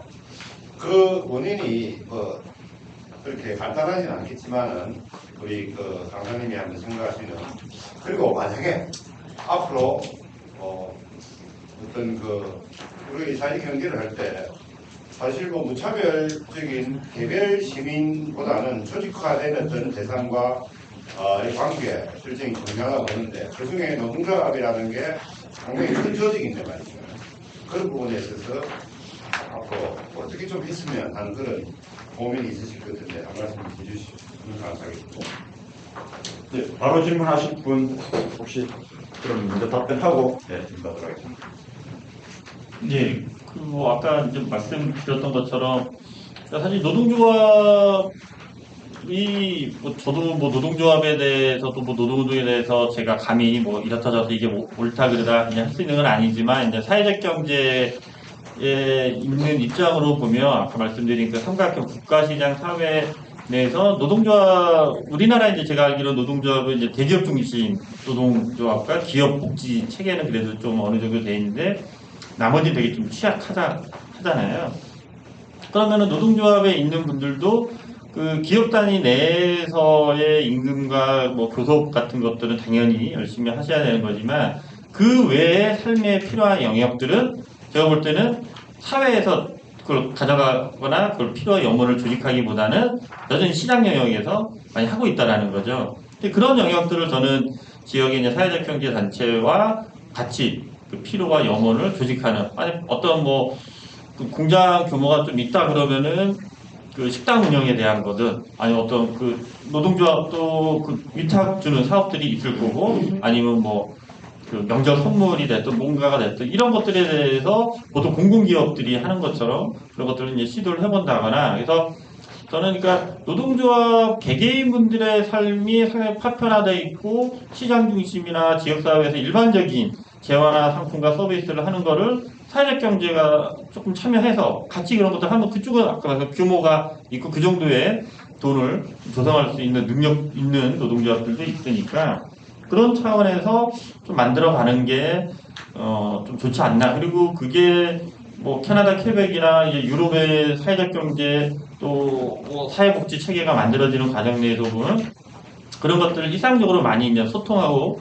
고민해 왔는데 우리나라는 그 한 축이 상당히 이제 좀 부족하지 않느냐. 그래서 그런 것들은 모르겠습니다. 이게 중앙 단위에서 민주노총, 한국노총이 결정해서 이렇게 타다 할 수 있을 것 같지는 않고 그냥 지역에서 신뢰는 그래도 지역사회는 관계가 있으니까 그런 것들을 좀 만들어가는 것도 하나의 방법이지 않느냐. 그리고 저희 이제 오사카 에스코프 그 교류를 쭉 하다 보니까 거기는 뭐 노동조합에 대해서는 잘 모르겠지만 지역정당과의 그 관계들도 상당히 있더라고요. 그래서 그런 얘기들을 저희도 한 20년째 한 지역이랑 계속 교류를 하고 하다 보고 제가 또 예전에 이제 민주노동당 활동도 해서 그쪽으로 이제 시해 나갔던 경험도 이렇게 좀 알려지고 하니까 뭐 지금은 일본의 사회당과 민주당이 이제 많이 축소가 되고 뭐 공산당도 있긴 하지만 그렇게 해서 소개를 해주더라고요. 그래서 당신들의 관계는 뭐냐 이렇게 했더니 지역사회에서는 다 이렇게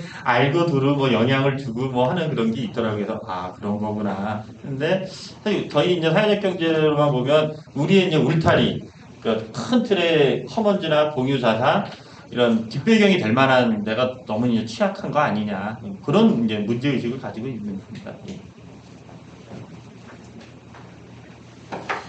이어서 계속 질문 이어가겠습니다. 혹시 지금까지 정부의 지원을 많이 받다가 작년 올해로부터 문제 타격을 많이 받은 조직 없습니까? 예비해서 뭐 전화 못한 거?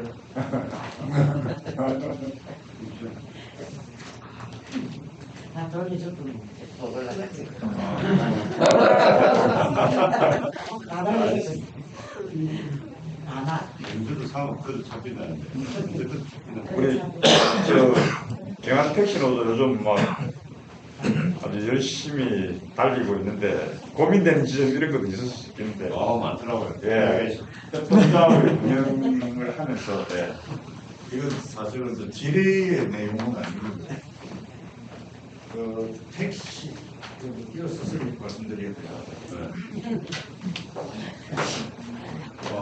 택시 회사에서 보통 기존의 노조들이 대부분 의용이었습니다. 대부분 의용인데 노동조합이 노동자를 위해서 존재를 해야 되는데 그렇지 못하고 사업자 입장에서만 활동을 많이 했어요. 사업자하고 붙어가지고 우리가 하고 사업자 입장에서 어떤 정책을 내고 이러다 보니까 협동조합이 딱 생기고 난 다음에는 우리 협동조합이 특히 택시 협동조합은 노동자 협동조합입니다. 그런데 제가 그 상담을 하러 오시는 분이나 저희 조합원들한테 제가 늘 드리는 말씀은 협동조합, 우리 택시 협동조합은 여러 조합원을 위해서 존재하는 법입니다. 그래서 노동자를 위해서 우리가 존재하고 있는데 노동조합에서 우리를 갖다가 적대시하고 있어요. 그런데 그 적대시하는 가장 큰 원인이 제가 볼 때는 법인 택시가 협동조합으로 전환을 되고 그 사람들이 일자리를 잃어요. 특히 택시 협동조합에서 노조위원장이라든지 그 간부들은 그 사람들이 일을 안 해요. 보통 상근직으로 해가지고 월급을 받고 노조비를 받는 데서 좀 착국도 좀 하는 데가 상당히 많고 그런데 협동조합으로 전환이 되어버리면 협동조합은 다른 지역은 또 다른데요. 부산은 노동자도 인정을 안 합니다. 인정을 안 하고 공동 경영자로 인정이 돼가지고 고용보험하고 산재를 인정을 못 받습니다. 저희들은. 그런데 다른 지역에서는 초기에 협동조합이 생긴 대구라든지 이런 데를 보면 또 사대보험을 인정을 다 해요. 다 하다가 어떤 일이 있었는지 하면 한 분이 그러니까 강제로 탈퇴를 당하면서 노동청에 신고를 하니까 노동청에서 당신은 노동자가 아닙니다. 이래가 노동청에서 판결을 했다고 하나 어쨌든 그래 유권 해석을 내림으로 해가지고 이때까지 고용보험을 회사 다니다가 협동조합에 다니다가 퇴사하신 분들 이런 분들한테 고용보험 받은 걸 그러니까 실업급여 받은 걸 내놔라 이런 판결이 떨어져 버렸어요. 그래서 저는 그 판결을 보고 이거 부산에서 하다가 또 문제가 있겠구나 싶어서 저희들이 8월 1일부터 영업을 시작했는데 하면서 저희들이 그 근로복지공단에 의뢰를 했습니다. 우리가 이러이러한데 4대 보험 다 내야 되는데 하니까 거기서 나온 답이 당신들은 공동 경영자로서 노동자로 인정을 하지 않습니다. 이래갖고 노동자를 인정을 못 받아요. 그러면 그런 근거를 해서 본다면 노동조합이 설 자리가 없죠. 협동조합에서는.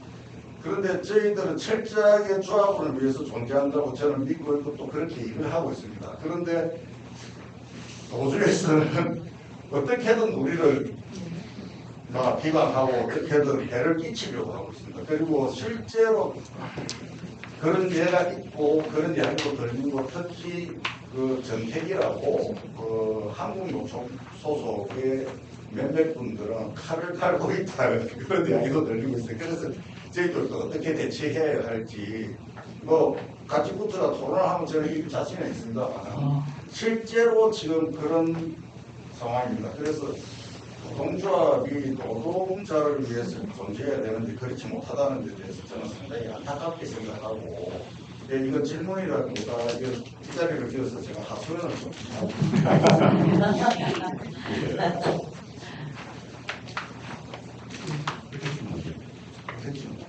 참고로 노조라는 게 이 경한 택시 노조가 아니고 이 택시 노조는 3별로 돼 있어가지고 3별 이 부산 택시 노조라는 큰 덩치가 개별 기업의 노동조합인 지부를 관장하고 있는데 이제 협동조합이 되어버리니까 자기들 관할에서 벗어나고 숫자가 줄어드니까 예를 들어서 우리 군이 숫자 줄이면 별자리가 줄어드는 거 마찬가지로 그렇게 좀 위기에 시들게 다른 이 탄압의 칼을 갈고 있는가 봐요. 이어서 전용은 네. 앉아서 말씀드리고 앞에 질문한 부분이 나이가 많아서 저도 또 질문드리기가 좀 그렇긴 한데 한국에 다 57년생들이 다른 질문이 없어서 저도 중간에 말씀드리고 말씀하신 내용의 중요한 게 결사체가 아닌 협동조합이나 사회적 경제가 튼튼하지 못하고 결국은 정부 지원이 끊기거나 힘들어지면 회사 운영 자체가 힘들어진다는 게 중요한 한 요인인 것 같아요. 그런 점에서는 이게 지역을 누구나 다 그런 기본적인 현상이 있다고 봅니다. 그래서 앞으로 이 결사가 있는 사회적 경제나 이런 좀 더 개인들의 그런 연합으로서의 협동조합, 어소시에이션 이런 것으로 앞으로 한국의 사회적 경제, 한국의 협동조합을 어떻게 해나가냐 할지 나름의 그런 지금 우리가 흔히 말하는 사회적 경제라고 하는 이름에 대해서 우리 고론의 대표님이 좀 이름을 바꿔야겠다 이렇게 말씀을 하시듯이 뭔가 새로운 사회적 경제의 그런 정체성의 이런 방향 앞으로 우리 사회적 경제는 어떻게 해나갈 것인가 이런 데 관한 전국적인 흐름이 있는지 앞으로 그런 말씀을 좀 해주시면 좋겠습니다. 작년 하반기부터 시작된 예산 삭감 국면과 사회적 경제 지우기 축소는 좀 지역마다 차이는 있어도 계속 될 것 같고 아까 강원도도 그래왔고 그래서 지금 한국 사회적 경제 연대 회의가 이번 4월 말 임시총회를 해서 사회 연대 경제로 명칭을 바꿨습니다. 그래서 아직 이제 공식 등기는 아직 안 된 것 같은데 그렇게 이제 결의는 했고 그런 논의를 하면서 계속 가져가겠다. 근데 사실 이게 연대경제 이게 명칭이 갖고 있는 거는 단순히 이게 좀 실리적으로 지속 가능 경제가 됐든 뭐가 됐든 간에 큰 의미가 있냐 이렇게 얘기하시는 분들도 있을 수 있지만 이제 사회적 경제나 협동조합은 아까 이제 지역사회 중심적으로 성장할 수밖에 없고 이것이 갖고 있는 그 독특한 문화들이 있고 또 사회적 경제도 이게 이제 유럽, 미국, 남미 이렇게 보면 그 역사나 문화에 맞는 방식으로 해왔는데 사실 우리나라는 그게 좀 취약한 거죠. 이제 원주 쭉 얘기 이제 드렸지만 이제 원주는 이런 이제 독특한 있으면 또 원주만의 특징으로 가는 거고 부산은 이제 제가 볼 때는 부산 안에 또 특징을 만들면 된다고 생각하거든요. 근데 어떻게 보면 지난 20년이 사회적 경제가 한국에서는 좀 이 정부 입장에서 보면 좀 이렇게 일자리 창출을 좀 쉽게 할 수 있는 그런 걸로 좀 뭐 보수 정권이든 뭐 진보 정권이든 행정에서 얘기하는 용어로는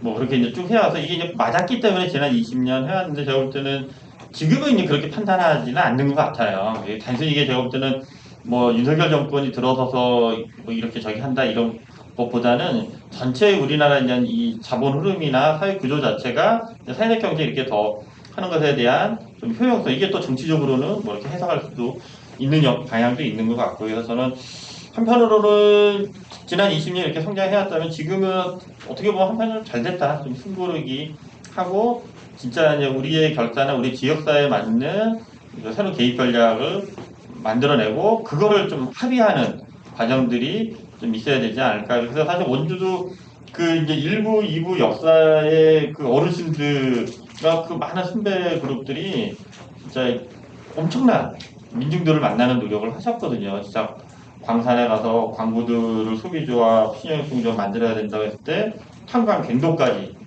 막 800m, 1000m까지 들어가서 같이 하고 나와서 소주 먹으면서 설득하고 또 하고 해갖고 이제 만든 거인데 사실 지금 우리는 그만큼의 이 결사체 중심으로 우리의 필요한 영혼을 조직할 절박함이 있느냐 했을 때 제가 볼 때는 좀 그러지 못한 거 아니냐. 그래서 좀 너무 그동안 저희 원주도 그렇고 저희 사회적 경제 특히 이제 원주로만 보면 너무 이제 어깨 뽕이 많이 들어갔고 좀 근사한 것만 하려고 했던 것 같아요. 그걸 반성하고 옛날 어르신들이 원주에 해왔던 것처럼 또 지금 아까 말씀드린 것처럼 우리 주변에 무권력화되고 주변화되는 사람들, 그러니까 복지적으로 보면 대표적인 3대 취약계층이 노인, 장애인, 아동, 청소년이잖아요. 근데 그 이제 노인만 보더라도 상당히 이 돌봄에 대한 문제 내에서 이거는 조만간 우리에게 다 올 문제인데 노인 빈곤에서부터나 뭐 노인 자살률인데 사실 이거에 대해서 그럼 사회 문제 의식을 느꼈으면 우리는 사회적 경제 방식으로 어떻게 그 문제를 해결해 들어갈 것인지를 고민을 해야 되는 거죠. 이제 그런 게 좀 취약하고 그래서 저도 이제 원주 지역에서 다시 이거를 고민하자 이렇게 이제 지금 던지고 있습니다. 그런데 그게 제가 이제 생각하는 문제의식만큼 우리 이제 주변의 사회적 경제나 협동 조직에서 아직까지 그걸 이렇게 이제 합의해서 아까 말씀 지역 전략의 새로운 개입으로 아직 만들어내지는 못하고 있고요. 그래서 그럼에도 불구하고 뭐 계속 던져야죠. 그런 측면에서 아까 이제 그 의료복지 사역이 지금 돌봄 부산에 있는 거는 제가 볼 때는 상당히 좋은 수단이자 방법이고 괜찮은 통합돌봄을 할 수 있는 토대가 된다. 그러니까 저희 의료사역이 원래는 원주의료사역이었다가 저희가 작년에 강원의료사역으로 저희 조합도 그 지난 20년 역사로 보면은 사회적 기업이 강원도에서 1호로 됐고 엄청난 정부 지원을 받았죠. 뭐 일자리 창출도 초창기에서 뭐 37명까지도 막 하고 그래서 그 지원 종료 끝나는 2011년부터 문제가 이제 터지기 시작했죠. 그래서 12년에 완전 조합이 경영적으로 거의 파산 직전까지 갔고요. 조직적으로는 거의 와해 상태였습니다.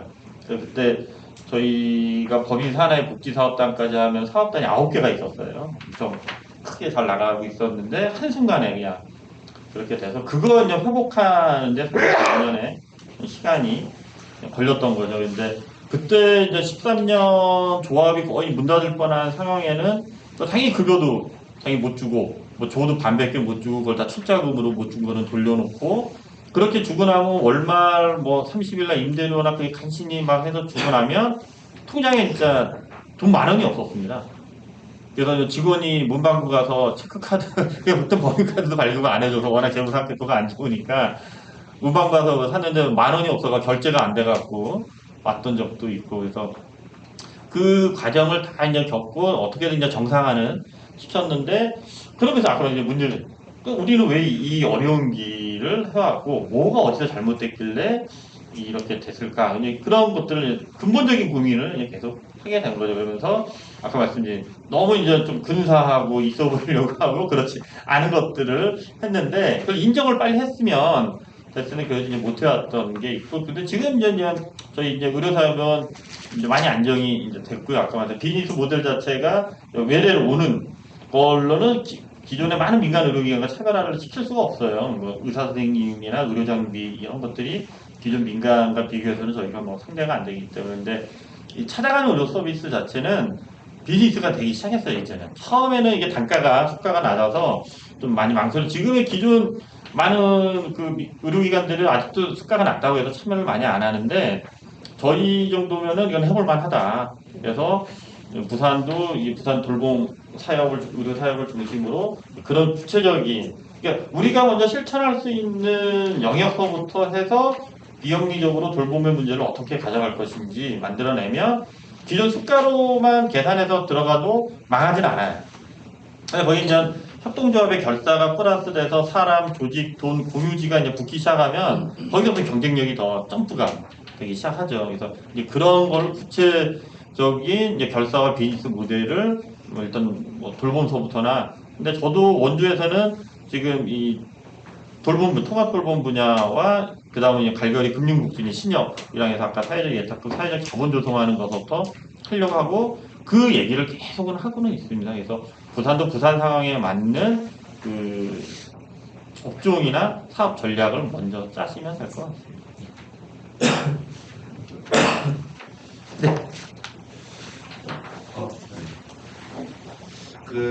저희 부산시 같은 경우에는 이제 푸드폴레이라는 공공 이제 먹거리 센터를 부산시 전역에서 이제 준비하려고 몇 년 전에 이제 그 위원회도 만들고 이제 뭐 조례도 만들고 준비를 하고 예산도 뭐 책정하고 이랬었는데 지금 한 3년 정도 지금 지났는데도 그걸 진행이 잘 안 되는 걸로 알고 있습니다. 근데 좀 우려되는 것 중에 지금 원주 푸드 협동조합의 내용 지금 청산 뭐 이제 과정이 들어간다고 했는데 이제 저 부산 푸드플레이에 대한 공공 먹거리 센터를 보면서 걱정하는 것이 이게 실제로 대기업이 뭐 농협이라든지 뭐 CJ라든지 뭐 이런 대기업이 들어와가지고 만약에 한다면 뭐 이제 과연 그 공공 먹거리 센터의 어떤 의미 이런 것이 굉장히 문제가 있을 것이다 이런 생각이 들고요. 이제 그런 생각을 저는 이유 중에 하나가 이제 처음에 저는 이 지역에 있는 생산자들의 협동조합 이런 걸로 해서 조직화되고 운영될 때만이 이게 제대로 돌아가겠다 생각했었는데 고민 중에 하나가 이 부산이라는 이 굉장히 큰 어찌 보면 강력 단체이기 때문에 원주나 어떤 하나의 그 작은 그 도시하고 규모가 아주 크기가 다르죠. 그래서 부산이라는 강력단체라는 부산 전체적으로 보기 때문에 이게 이제 지역사회의 어떤 하나의 운동을 할 수 있는 그런 데서 한계가 좀 있지 않겠나. 예를 들어 뭐 5개 센터를 만든다면 권역별로 완전히 나누든지 분포를 하든지 이렇게 할 어떤 그 규모적인 어떤 문제가 있지 않을까. 라는 그런 고민이 좀 드는데 어떻게 생각하시는지. 뭐, 좀 때는 정확한 고민이나 문제의식이라고 생각을 하고요. 그러니까 저희도 원주의 이 로컬푸드 운동이 다 실패했던 거는 뭐, 이제 비즈니스 모델이 이제 없었던 거고, 그 비즈니스 모델이 없었던 거는 오늘 주제인 이 결사 자체가 부족했고, 특히 이제 비즈니스 모델을 공공과 시장 중에서 처음에는 이제 공공 중심적으로 뚫은 거예요. 학교급식서부터. 그래서 학교급식하고, 그 다음에 이제 일반 시민을 중심으로 한 먹거리 체계까지도 계획 속에서는 있었지만, 그거를 말씀하신 생산자 소비자 관계에 내서 엮어내지를 못한 거죠. 그러니까 이제 공공 정책이 바뀌어버리니까 일단 제일 중요하게 믿었던 학교 팔로가 바뀌. 그러니까 그 다음에 민간 쪽으로 와서 뭐 교육청이나 교육 도서관 뭐 이런 데 구내식당도 들어가고 민방위 훈련이나 또 평창 동계올림픽 때는 도시락 사업도 민간에서 이제 해볼 수 있는 민간 시장 영역 쪽은 뚫고 다 해봤지만 이쪽도 경쟁력 자체가 그렇게 말씀하신 대기업이나 이런 데랑 비교해서는 나오지가 않고 그리고 실제 제 개인적으로 로컬푸드 운동이 원주에서 잘 안 됐던 거는 누구나 이 자기 영역에 맞는 적이 있잖아요. 그럼 먹거리나 조리나 이걸 좀 재미있어하거나 즐거워하는 사람이 해야 되는데 운동가들이 해갖고는 제가 볼 때는 좀 안 맞는 것 같아요. 그러니까 이걸 끊임없이 메뉴 개발도 하고 그 이제 푸드에 맞는 뭐 그런 용기서부터 뭐 지역사회 활동에 이런 게 돼야 되는데 그런 비즈니스 고민이 전문성 있게 제가 볼 때는 좀 나오질 못했어요. 그게 아까 말씀드린 행복한 시어봉 떡공장, 로컬푸드 한 그릇에 밀키트 했던 그 원주푸드까지. 근데 이제 원주푸드는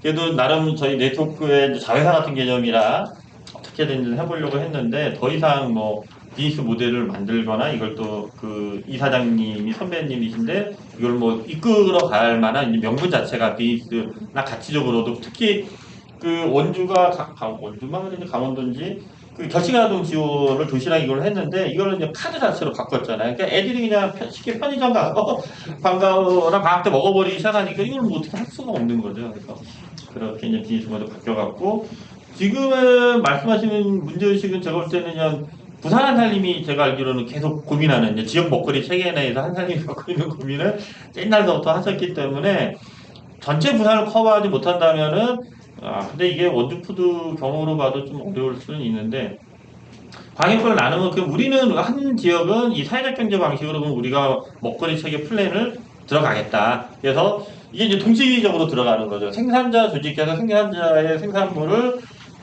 생산하면 이 체계 만들어주면 소비는 우리가 전략해주겠다. 그게 이제 공공으로 가든 민간 시장으로 들든 사회적 경제가 들든 이 이제 신뢰관계가 한살림처럼 돼야 우리 푸드 계획에 나오고 거기에 따른 집행에 따라서 가는데 이 양쪽을 조직한다라는 게 아주 어렵고 특히 생산자 쪽 조직하는 제가 한살림 경험으로 보면 아주 어려운 얘기인 거죠. 그래서 그거를 이제 제가 볼 때 행정이 한 몇 년 뭐 딱 이렇게 안정적으로 지원해 주겠다 좀 실패를 하더라도 먹거리 체계 이거 그러면 좀 가능할 수 있지만 사회적 경제 단독으로 하기에는 좀 위험 부담이 근데 상당히 그러다 보면 이제 사실 대기업의 그렇죠. 이렇게 몰아주기가 되고 그렇죠. 예. 그래서 원주도 저희가 그 로컬푸드 원주푸드 종합제휴센터 이렇게 원예농협으로 갈 때 그래도 저희는 이제 교육과 정책 부분은 우리가 좀 맡겠다 했는데 이게 사실 돈이 안 되기 때문에 스물스물 다 사라졌죠. 그래서 어려운 도전 과제이긴 한데 뭐 저도 한편으로는 좀 해볼 영역이다라고는 개인적으로 좀 생각을 합니다. 근데 너무 어려운 영역인 것 같아요.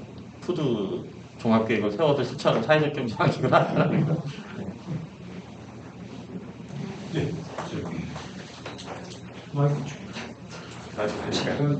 원리 쪽 여기 보면은 자본과 기술이 없다면 머릿속으로 해결한다 이런 데 있습니다. 그래서 이제 우리 일반 기업들은 생존과 어떤 경쟁력을 위해서 M&A를 실시를 합니다. 많이는 아니지만은 더러더러 그때그때 그렇게 하는데 사회적 협동조합도 M&A 방법을 할 수 있는지 그리고 그렇게 해서 좀 더 규모를 자꾸 키워 나가서 영향력을 높이면은 더 경쟁력이 있지 않을까 그렇게 생각하고 그게 질문입니다. 요건 사회적 경제 제도 개선 과제 중에 뭐 여러 가지가 있었지만 그 협동조합 간 협동과 규모화하는 것도 들어가 있어요. 근데 이게 그 협동조합 기본법과 특별법 체계 내에서 이게 합병 이게 거의 불가능하게 되어 있기 때문에 상당히 이제 어렵습니다. 근데 요거를 좀 쉽게 할 수 있게끔 그 제도 개선에 들어가서 이제 좀 요구는 하고 있는데 저희 원주 저희 의료 사협의 사례가 말씀하신 질문 합병을 좀 저희가 통합을 하려고 했었어요. 아이컵 생협이랑 작년에. 그래서 강원도 아이컵 생협이 춘천, 원주, 충주가 있었어요. 지금도 근데 아이컵이 최근 몇 년 전서부터 이제 사회적 예방이라고 친환경 먹거리 중심의 체계 내에서 좋은 걸 먹어도 안 걸리고 만성질환 걸리고 한다. 그럼 이거를 또 근본적으로 다시 고민하자. 그래서 좋은 것도 먹지만 아프면 치료도 해주고 아프기 전에 먹는 거와 운동으로 생활관리. 이건 우리 협동조합이 원래 추구했던 모델이거든요. 아이컵 그렇게 좀 전환을 해서 지금 가고 있어요. 근데 그래서 이제 아이급 쪽에서 의료기관도 만들고 의료복지 사회적협동조합도 지금 한 4개 정도 지역에 만들었고 강원도도 이제 만들려고 했는데 저희 원주가 있으니까 원주랑 이제 통합하자. 원래 들어가면 그 기본법에 따른 합병이 되는 거죠. 근데 수천 명의 조합원들이 한 자리에 모여서 그 합병하는 게 이제 불가능하기 때문에 저희가 이제 통합으로 하고 저희 원주 의료사역으로 아이급 조합원들이 다 이관에 들어오는 걸로 저희가 2002년 하반기부터 논의해서 작년 1년을 진행했다가 올해 3월 총회에서 여러 이유 때문에 이제 통합 중단하기로 했는데 문제의식은 질문하신 거랑 똑같습니다. 저희도 이제 좀 규모화를 하고 우리 독자적으로 하기 저희 원주만은 하기 힘들었고 아이급이 저희보다 이제 먹글 생협이나 규모는 상당히 크기 때문에 합쳐서 지향과 비전이 이제 비슷해졌기 때문에 여기 먹을거리 사업도 계속 하지만 새로운 사회적 예방에서 그 라이프 케어 사업 한다고 하니까 그러면 그것도 의료사역 비전과는 맞는 거니까 한번 해보자 라고 했는데 현실 법상으로는 아까 말씀 여러 한계가 있고 그래서 그런 우회적인 방법을 했지만 그 실제적인 또 통합 과정에서의 여러 이질적인 요소들이 있어서 안 됐는데 저는 이제 필요하다고 봅니다. 그래서 좀 규모화를 해갖고 그 규모화가 갖고 있는 비영리성이 아까 이제 한살림 사례를 시간상 길게 말씀 못 드렸는데 그 비영리 사업체가 갖고 있는 이 투명함과 지역사회 기여와 그 고유 목적의 비전이 우리 사회적 경제뿐만 아니라 부산 시민분들한테도 알려지기 시작하면 똑같은 이 사업체를 운영하는데 이렇게 아름다운 구조가 나올 수 있다가 되면 저는 이제 상당히 경쟁력 있게 떠들 수 있다고 봐요. 근데 지금 사실 그렇게 보여줄 수 있는 사회적 경제 조직이 제가 볼 때는 많지 않고 특별법에서는 그나마 신협이나 제가 볼 때 생협 정도인데 한살림을 포함한 생협 정도인데 부산에 한번 그 이제 신협들을 조사를 해보셔서 과연 우리 사회적 경제 지금 저희가 논의하는 이 정체성에 맞는 운동을 함께할 수 있는 신협이 과연 몇 군데나 될지 한번 고민을 해보시면 그 다음에 좀 이 규모화를 만드는 거에 대한 얘기들도 좀 풀리지 않겠느냐인데 사실 원주도 그렇게 이제 많지가 않거든요. 필요하다고 봅니다. 저는.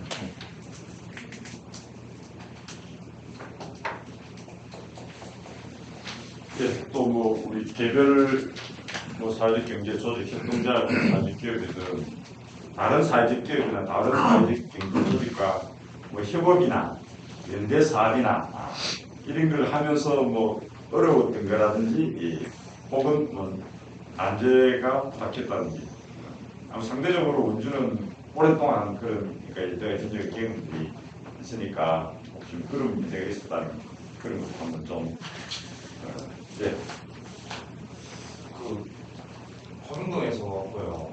대청마을이라는 공동체 활동을 하고 있는데 저는 마을 공제 협동조합의 조합원이기도 하고 그 마을 아까 신협에서 1% 예, 사회적 예탁 공동.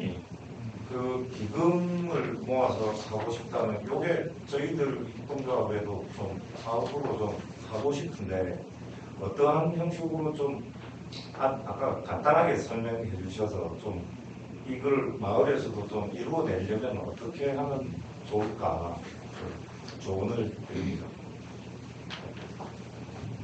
예, 일단 그 공제 사업 자체는 저는 우리 그러니까 특별법에 따른 협동조합들은 법에는 기본법은 이제 금융업 보험을 아예 못하게 막아놨잖아요. 근데 특별법에 따른 8개 그 협동조합들은 못하게는 안 해놨잖아요. 그러니까 생협법도 못하게는 안 해놨어요. 근데 이번에 아이급이 그 소송해갖고 공제사업 할 수 있다라고 일단 대법원 판결은 났잖아요. 그래서 이 우리만의 자본 형성을 하려면 금융이나 제가 볼 때는 공제가 뚫어져야 돼요, 무조건. 그래서 저희가 아까 이 아이급과도 그 통합 논의했던 궁극적 목적이 하나가 이제 공제를 뚫기 위해서 통합 논의를 찬성을 하고 했던 거거든요. 그래서 공제를 통한 상호 구조 시스템을 만드는 건 상당히 중요하다고 생각하고요.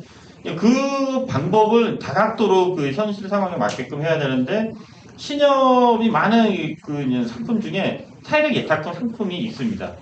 똑같습니다. 그냥 예금을 넣되 0. 우리가 이 연대 협력이 될 수 있는 신용협동조합이 주변에 있으면 거의 찾아가셔서 신용협동조합에 이 사회적 예탁금이 있지 않냐 그럼 우리가 이거를 하겠다. 근데 이게 이제 개별적으로 하면 효과가 별로 없는 거잖아요. 그래서 내부 논의를 하셔갖고 우리가 일단 최소 뭐 100명은 한번 조직을 해보겠다 해서 100명이 뭐 1억을 던지시든 그러니까 왜냐하면 10만 원 낼 수 있는 분도 있고 1000만 원 낼 수 있는 분도 있으니까 그럼 우리 전체 해서 목표 금액을 뭐 몇억 5억이든 10억이든 하고 거기에 따라서 100명이 참여하든 뭐 200명이 참여하든 해서 그 목표 금액이 달성이 되면 아까 말씀드린 대로 제가 1000만 원 넣었다. 그럼 이자가 이제 4.5였다. 그 당시 지금 당시 4.5면 0.5를 제가 기부를 하는 거고요. 그 0.5만큼 신협 사회공헌재단이 0.5 매칭을 해서 1년 후에 1년 동안 그걸 찾아가지 않고 가만히 두면 1년 후에 그 정산해서 1% 기금을 주는 겁니다. 그렇게 해서 그냥 아까 말씀드린 어차피 다른 은행에 있는 돈을 신협으로만 바꾸면 되고 그냥 신협에 있는 돈도 요 똑같이 사회적 예탁금 통장으로만 집어넣으면 돼요. 그냥 사회적 예탁금을 하겠다. 그렇게 해서 목표장을 만들어서 그거를 아까 말씀드린 왜 하는지 그리고 왜 내가 내 돈을 이쪽 통장으로 넣어야 되는지가 합의가 되면 제가 볼 때는 우리 주변에 그만큼 돈은 있어요. 개별적으로. 그래서 제가 처음에 저희 네트워크에 좀 그래도 규모가 있는 법인들한테 다 제안을 한 거거든요. 어차피 1년에 재무상태표 불러가면 그 유동 자금 현황에 계속 머물러 있는 돈이 있단 말이에요. 그 돈을 이쪽으로 넣어서 하자. 그래서 1년 후에 필요하면은 하되 안 그러면 계속 가져가게 하자. 필요할 때는 하고. 그래서 그게 이제 신뢰가 생기고 하면은 그다음에 이제 조합원들까지 하면은 제가 볼 때는 엄청난 돈이 우리 사회적 예탁금이 신협으로 오면 그 돈을 가지고 그 다음 단계는 대출 상품까지 고민을 하자. 이렇게 들어가는 거죠. 왜냐하면 그러니까 신협에서 그 정도 얘기가 되면 좋은데 신협이 아마 조금 더 고민해서 얘기하면 가능도 할 것 같아요. 그러면 이게 이제 100억이 됐다고 생각. 그럼 이 100억 내에서 대출이 좀 나가게끔 하자. 장부상으로는 다 섞여 있는 돈이라고 하겠지만 그렇게 하고 그럼 거기에 따른 대소상각이 보통 10% 들어가거든요. 그럼 그거에 대해서 우리가 보존을 해주겠다.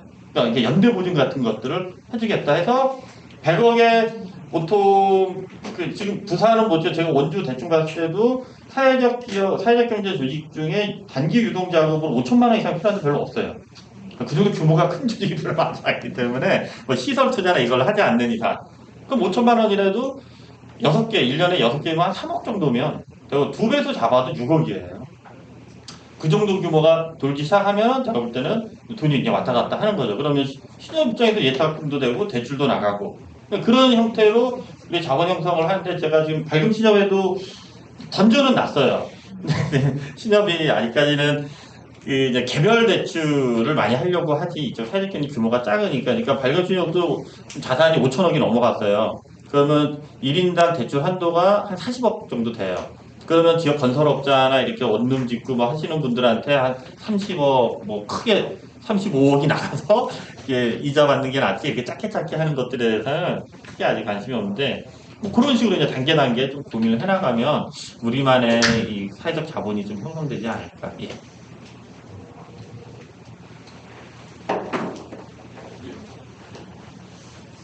질문이 제가 질문할게요. 먼저 그 협동사회 이제 네트워크가 8개 창립해서 지금까지 물론 지금은 또 고민이 그러니까 사업체 중심의 성장을 재편을 고민하고 있습니다. 그렇지만 그 과정 속에 중요하게 지켜왔던 혹은 그러니까 뭐 활동하는데 실제 집결이 됐던 원칙들이 여기 있는 걸로 알고 있습니다.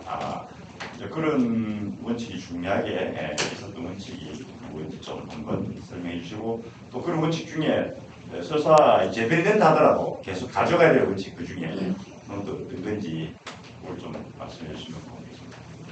예. 그러니까 저희 협의회로 8개 단체에서 8개가 이제 10개, 12개, 15, 뭐 21개 이렇게 이제 쭉쭉 커지는 과정을 보면 어느 뭐 조직이나 이제 개인도 그렇지만 이제 유기체잖아요, 다. 그러면 생성되고 확대되고 그게 또 분화되고 소멸되고 그 안에서 이제 협업하고 하는 거는 자연스러운 것 같아요. 근데 원주도 지난 10년 초기 10년을 보면 이제 그런 흐름들이 자연스럽게 이루어졌어요. 그래서 예를 들면 원주생협이 이제 두레생협 소속인데 거기가 생산자 조직으로 시작했다가 생명농업이라는 생산자 조직과 원주 두레생협으로 이제 분화되고 원주 한살림의 참깨들기 가공했던 이거 사업체가 있는데 그게 산림농산으로 분화되고 그러면서 아까 그 실패했지만 원주푸드서부터 새롭게 생산되고 확대되는 근데 그 안에는 그 일부, 이부 역사가 갖고 있는 어떤 이제 원주 이 생명협동운동의 제가 볼 때는 이제 원칙이나 가치라고 할 수 있는데 원주의 생명협동운동을 뭐라고 딱 정의는 아직 안 돼 있는 것 같아요. 저도 이제 그거를 향후에 이제 최소한의 정의를 하자. 근데 그 이제 정의가 제가 이제 여기서 이제 강의를 좀 던졌던 이제 분배 정의와 이제 재분배 개념의 구조를 어떻게 이제 이 원주 생명협동운동과 믹스시키냐가 이제 제가 이제 고민이긴 한데 그런 과정 내에서 제가 볼 때는 이제 장점이자 한계는 너무 그 이제 무의당의 생명협동 사상에 좀 경도됐던 거. 그러니까 장점이자 한계라고 봐요. 그래서 원주에서는 어떻게 보면 무의당을 넘어설 수가 없는 거예요. 뭘 해도 다 이제 무의당의 생명협동으로 기존. 그리고 또 무의당 선생님이 해왔던 게 워낙 이제 뭐 크고 거대하니까 거기에 접해보지 않았던 사람들이 좀 느낄 수 없는 또는 좀 무시당하는 그런 것들도 있어요. 그리고 그 큰 산을이나 큰 나무를 어떻게 이제 넘어가거나 새롭게 이제 숲을 조성해야 되는 거에 대해서 좀 이렇게 정확한 정답이 없는 한계가 좀 원주. 제가 이제 저도 이제 원주 출신 아니고 원주에서 젊은 그룹 중에 이쪽에 제일 오래된 사람 중에 한 사람이다 보니까 그런 걸 좀 느끼는 거죠. 그래서 그것이 장점이다 저는 단점이라 생각해요. 그 과정 내에서 좀 뭐 사회적 경제 용어로 하면은 그냥 인간 중심성을 좀 그래도 이제 유지해 왔던 게 우리 선생님이 질문하신 과정 내에서 좀 원칙이지 않았느냐라고 좀 생각을 해볼 수는 있을 것 같습니다. 근데 그 외에 몇 가지 저기 있지만 뭐 공식적으로 이제 좀 얘기하기 그렇고 뭐 소주 한 잔 들어가면 좀 할 수 있는 게도 있지만 예, 그런 게 그래도 뭐 정확하게 뭐 아까 협동조합 정체성에 따른 또 사회적 경제는 이런 거다라고 하는 좀 합의된 거와는 좀 다른 원주만의 생명협동운동의 그런 역사가 좀 있지 않았나 그 정도로 말씀드릴 수 있을 것 같습니다.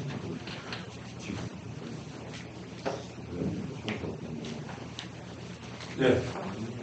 우리 한살림에서 많이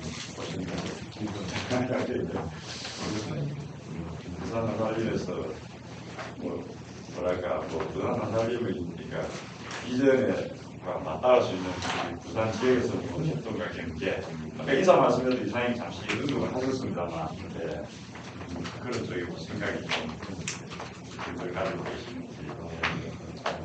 네, 저희가 이제 조금 늦게 결합을 해가지고 이렇게 사회적 경제 토론을 이제 면면을 보니까 저희가 좀 연대를 했으면 하는 그런 내용들이 좀 있더라고요. 뭐 예를 들자면 저희도 지금 이제 한살림 전체 차원에서 이제 돌봄과 관련한 내용이나 뭐 이런 부분들도 있고 아까 말씀하신 푸드 플랜이나 이런 것도 같이 뭐 얘기도 한번 해보고 싶기도 하고 기회가 되면 이제 함께 자리해서 또 더 구체적인 얘기들을 좀 그런 공유하고 함께 그러니까 사회적 경제 간의 네트워크가 저는 중요하다고 생각하거든요. 그러니까 뭐 제주 같은 경우에 저희 이제 한살림 제주 한살림 같은 경우에 제주의 특성상 지역 사회 안에서 해결을 해야 되는 일들이 많아가지고 제주 한살림 같은 경우에 사회적 경제 쪽으로 되게 많이 진출이 되어 있거든요. 연대하고 협력하는 부분들이. 그래서 부산 지역도 그런 부분들이 좀 그러니까 네트워크가 좀 되면 좋겠다라는 그런 희망을 한번 가져봅니다.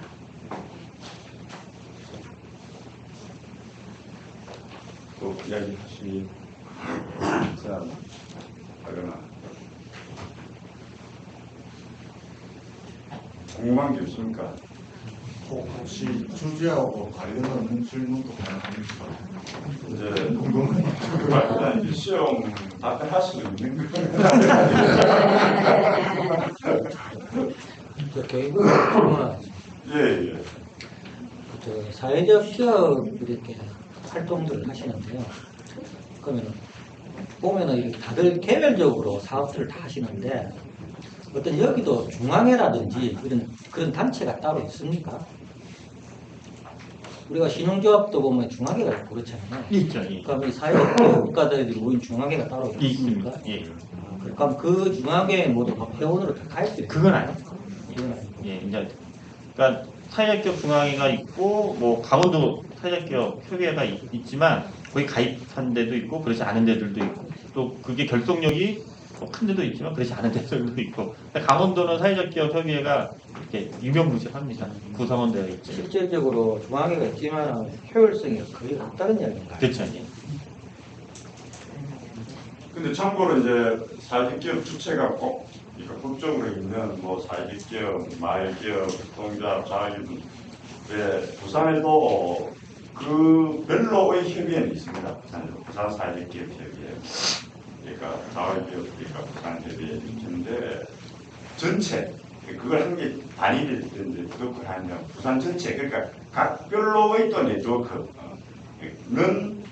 그러니까 다른 지역 같은 경우는 아까 유명무실하지만 만들어서 돌아가긴 했는데 부산은 애초에 그런 게 없었죠. 그러니까 마을기업 협회와 뭐 전부 나가 이렇게 만나는 협의체도 사실 좀 애초에 그러니까 시도가 안 됐었죠. 근데 있었던 것도 제가 알기로는 아까 우리 박 회장도 그 이야기했지만 그 있었던 것이 기본법이 생기면서 그게 중요한 중심에 오면서 그게 유명무실화되는 이런 형국으로 다른 지역에도 변질이 되거나 지원이 끊어짐을 해가지고 중간이 되거나 뭐 그런 부산 그럴 줄 알고 안 했는 것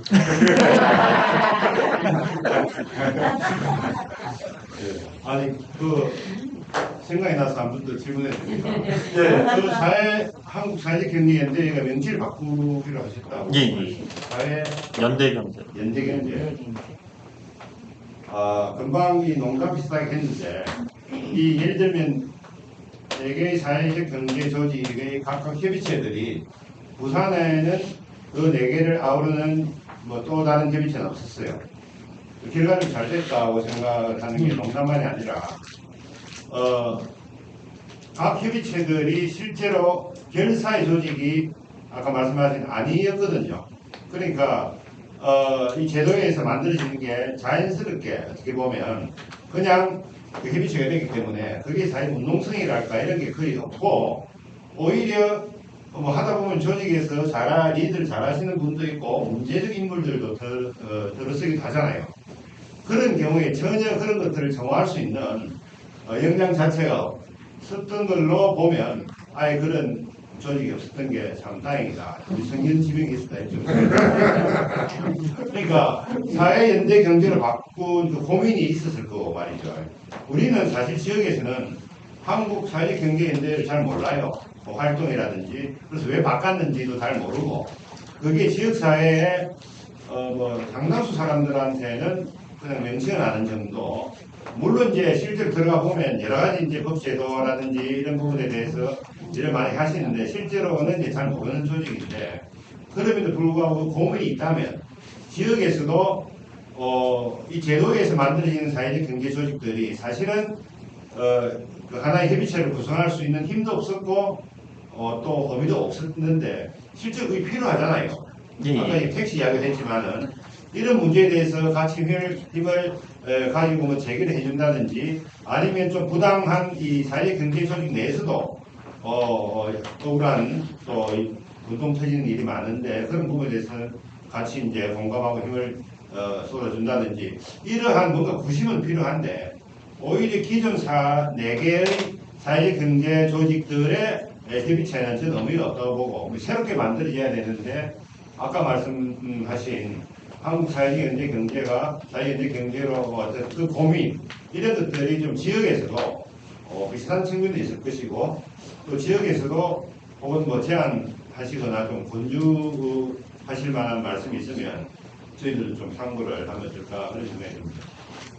뭐 제가 볼 때는 그 결사를 더 공고히 할 수 있는 사업연합 체계에 대한 그 협의체, 사업조직 연합은 바람직한 것 같아요. 근데 그러지 않은 그 제도상의 각각의 뭐 마을기업, 사회적 협동조, 자활기업이 있으니까 그냥 우리도 어떤 양적 규모를 만들어야 되느냐, 이거는 좀 이제 한계가 있는 걸로 이제 다 인정이 어느 정도 된 것 같고요. 그래서 일단 그 사업을 결사할 수 있는 그 협의체나 네트워크가 필요하다 그러면 새롭게 제가 어떤 조직이나 기존 있는 조직을 좀 바꾸시는 걸 하고, 그걸 통해서 내부의 그 역량을 강화시키고 그게 좀 커지면 그 다음에 이제 거버넌스인 거죠.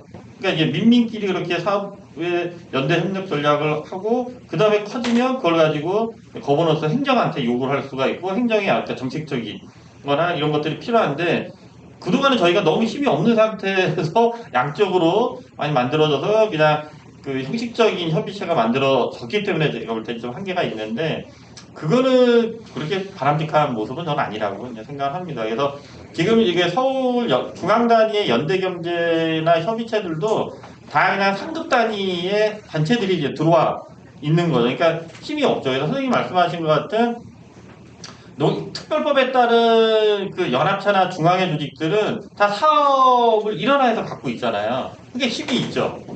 근데 지금의 기본법에 따른 또 그냥 그 제도로 만들어진 사회적 경제 조직은 그런 힘이 경제 조직들이 이렇게 약하기 때문에 그런 이제 파워가 좀, 근데 그 부분을 지금부터라도 좀 고민해 나가야죠.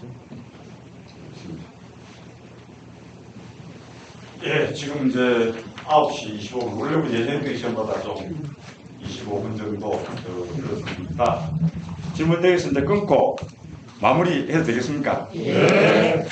예, 그러면 뭐 오늘 딱 답을 찾기보다는 이제 이 포럼이 장을 열어서 부산에도 진짜 사업체 연합의 어떤 네트워크나 협동과 연대를 한번 모색해 보고자 하는 그런 출발을 한번 만들어 보자는 게 있습니다. 마침 또 부산 한살림도 그것이 필요하다고 이제 이야기를 했고, 오늘 여기 경험해서 또 이야기해서 그런 상상들을 좀 모아서 한번 부산에서 시작을 해봤으면 좋겠습니다. 오늘 먼 거리 원주에서 오는데 시간이 얼마나 걸렸습니까? 속도가 상당히 빨리. 빨리 왔어요. 이 시간인데 예. 시간 40분 만에. 빨리 왔어요. 예. 저는 한 5시간 걸릴지라 걱정했었는데 오늘 먼 길 와주신 우리 박준영 이사님께 뜨거운 박수 한번 부탁드립니다. 예쁘게 하나, 둘, 셋.